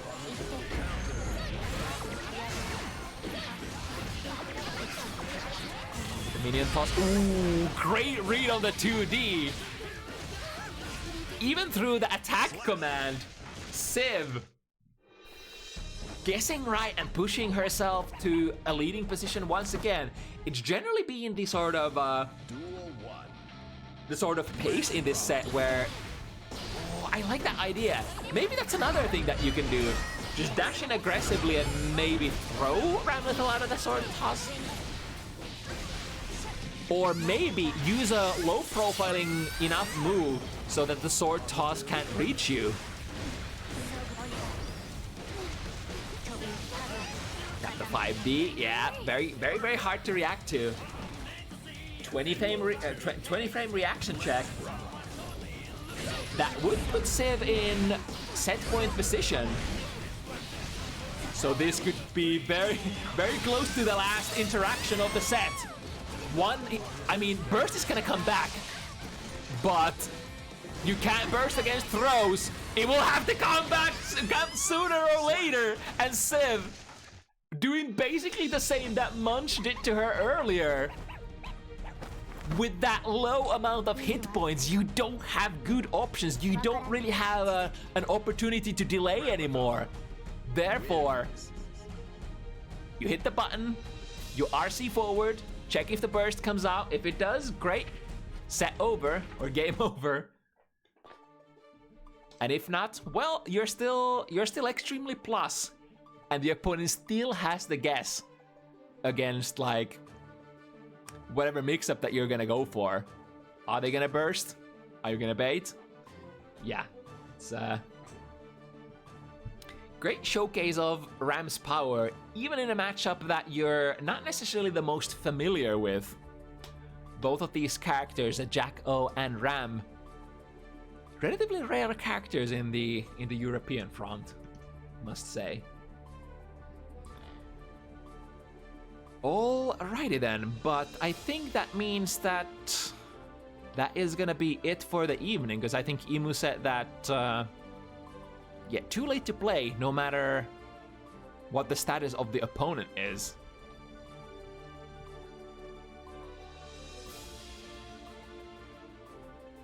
So that will be the curtains for Bounty Hunters this week.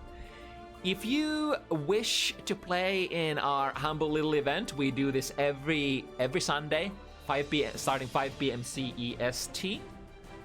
The sign-up forms are going to be posted in the Discord shortly after the stream goes online. So if you're interested in joining, do join, do sign up. Certain weeks can be hard to get in. Like, usually, like, best weeks we have maybe upwards of 30 signups, which is a little problematic because we can only fit in 14 people per event, because 7 matchup is basically the maximum that I'm willing to run.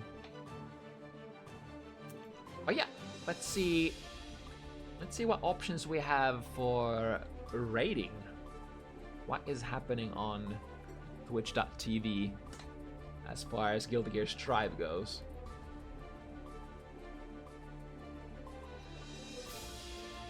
We have a mock pit, and the duck community also has an event going on.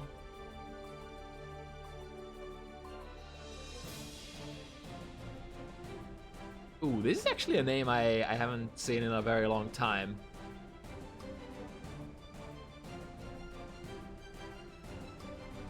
I used to interact with Mizu quite a bit during the Exert era. How about I sent you over there?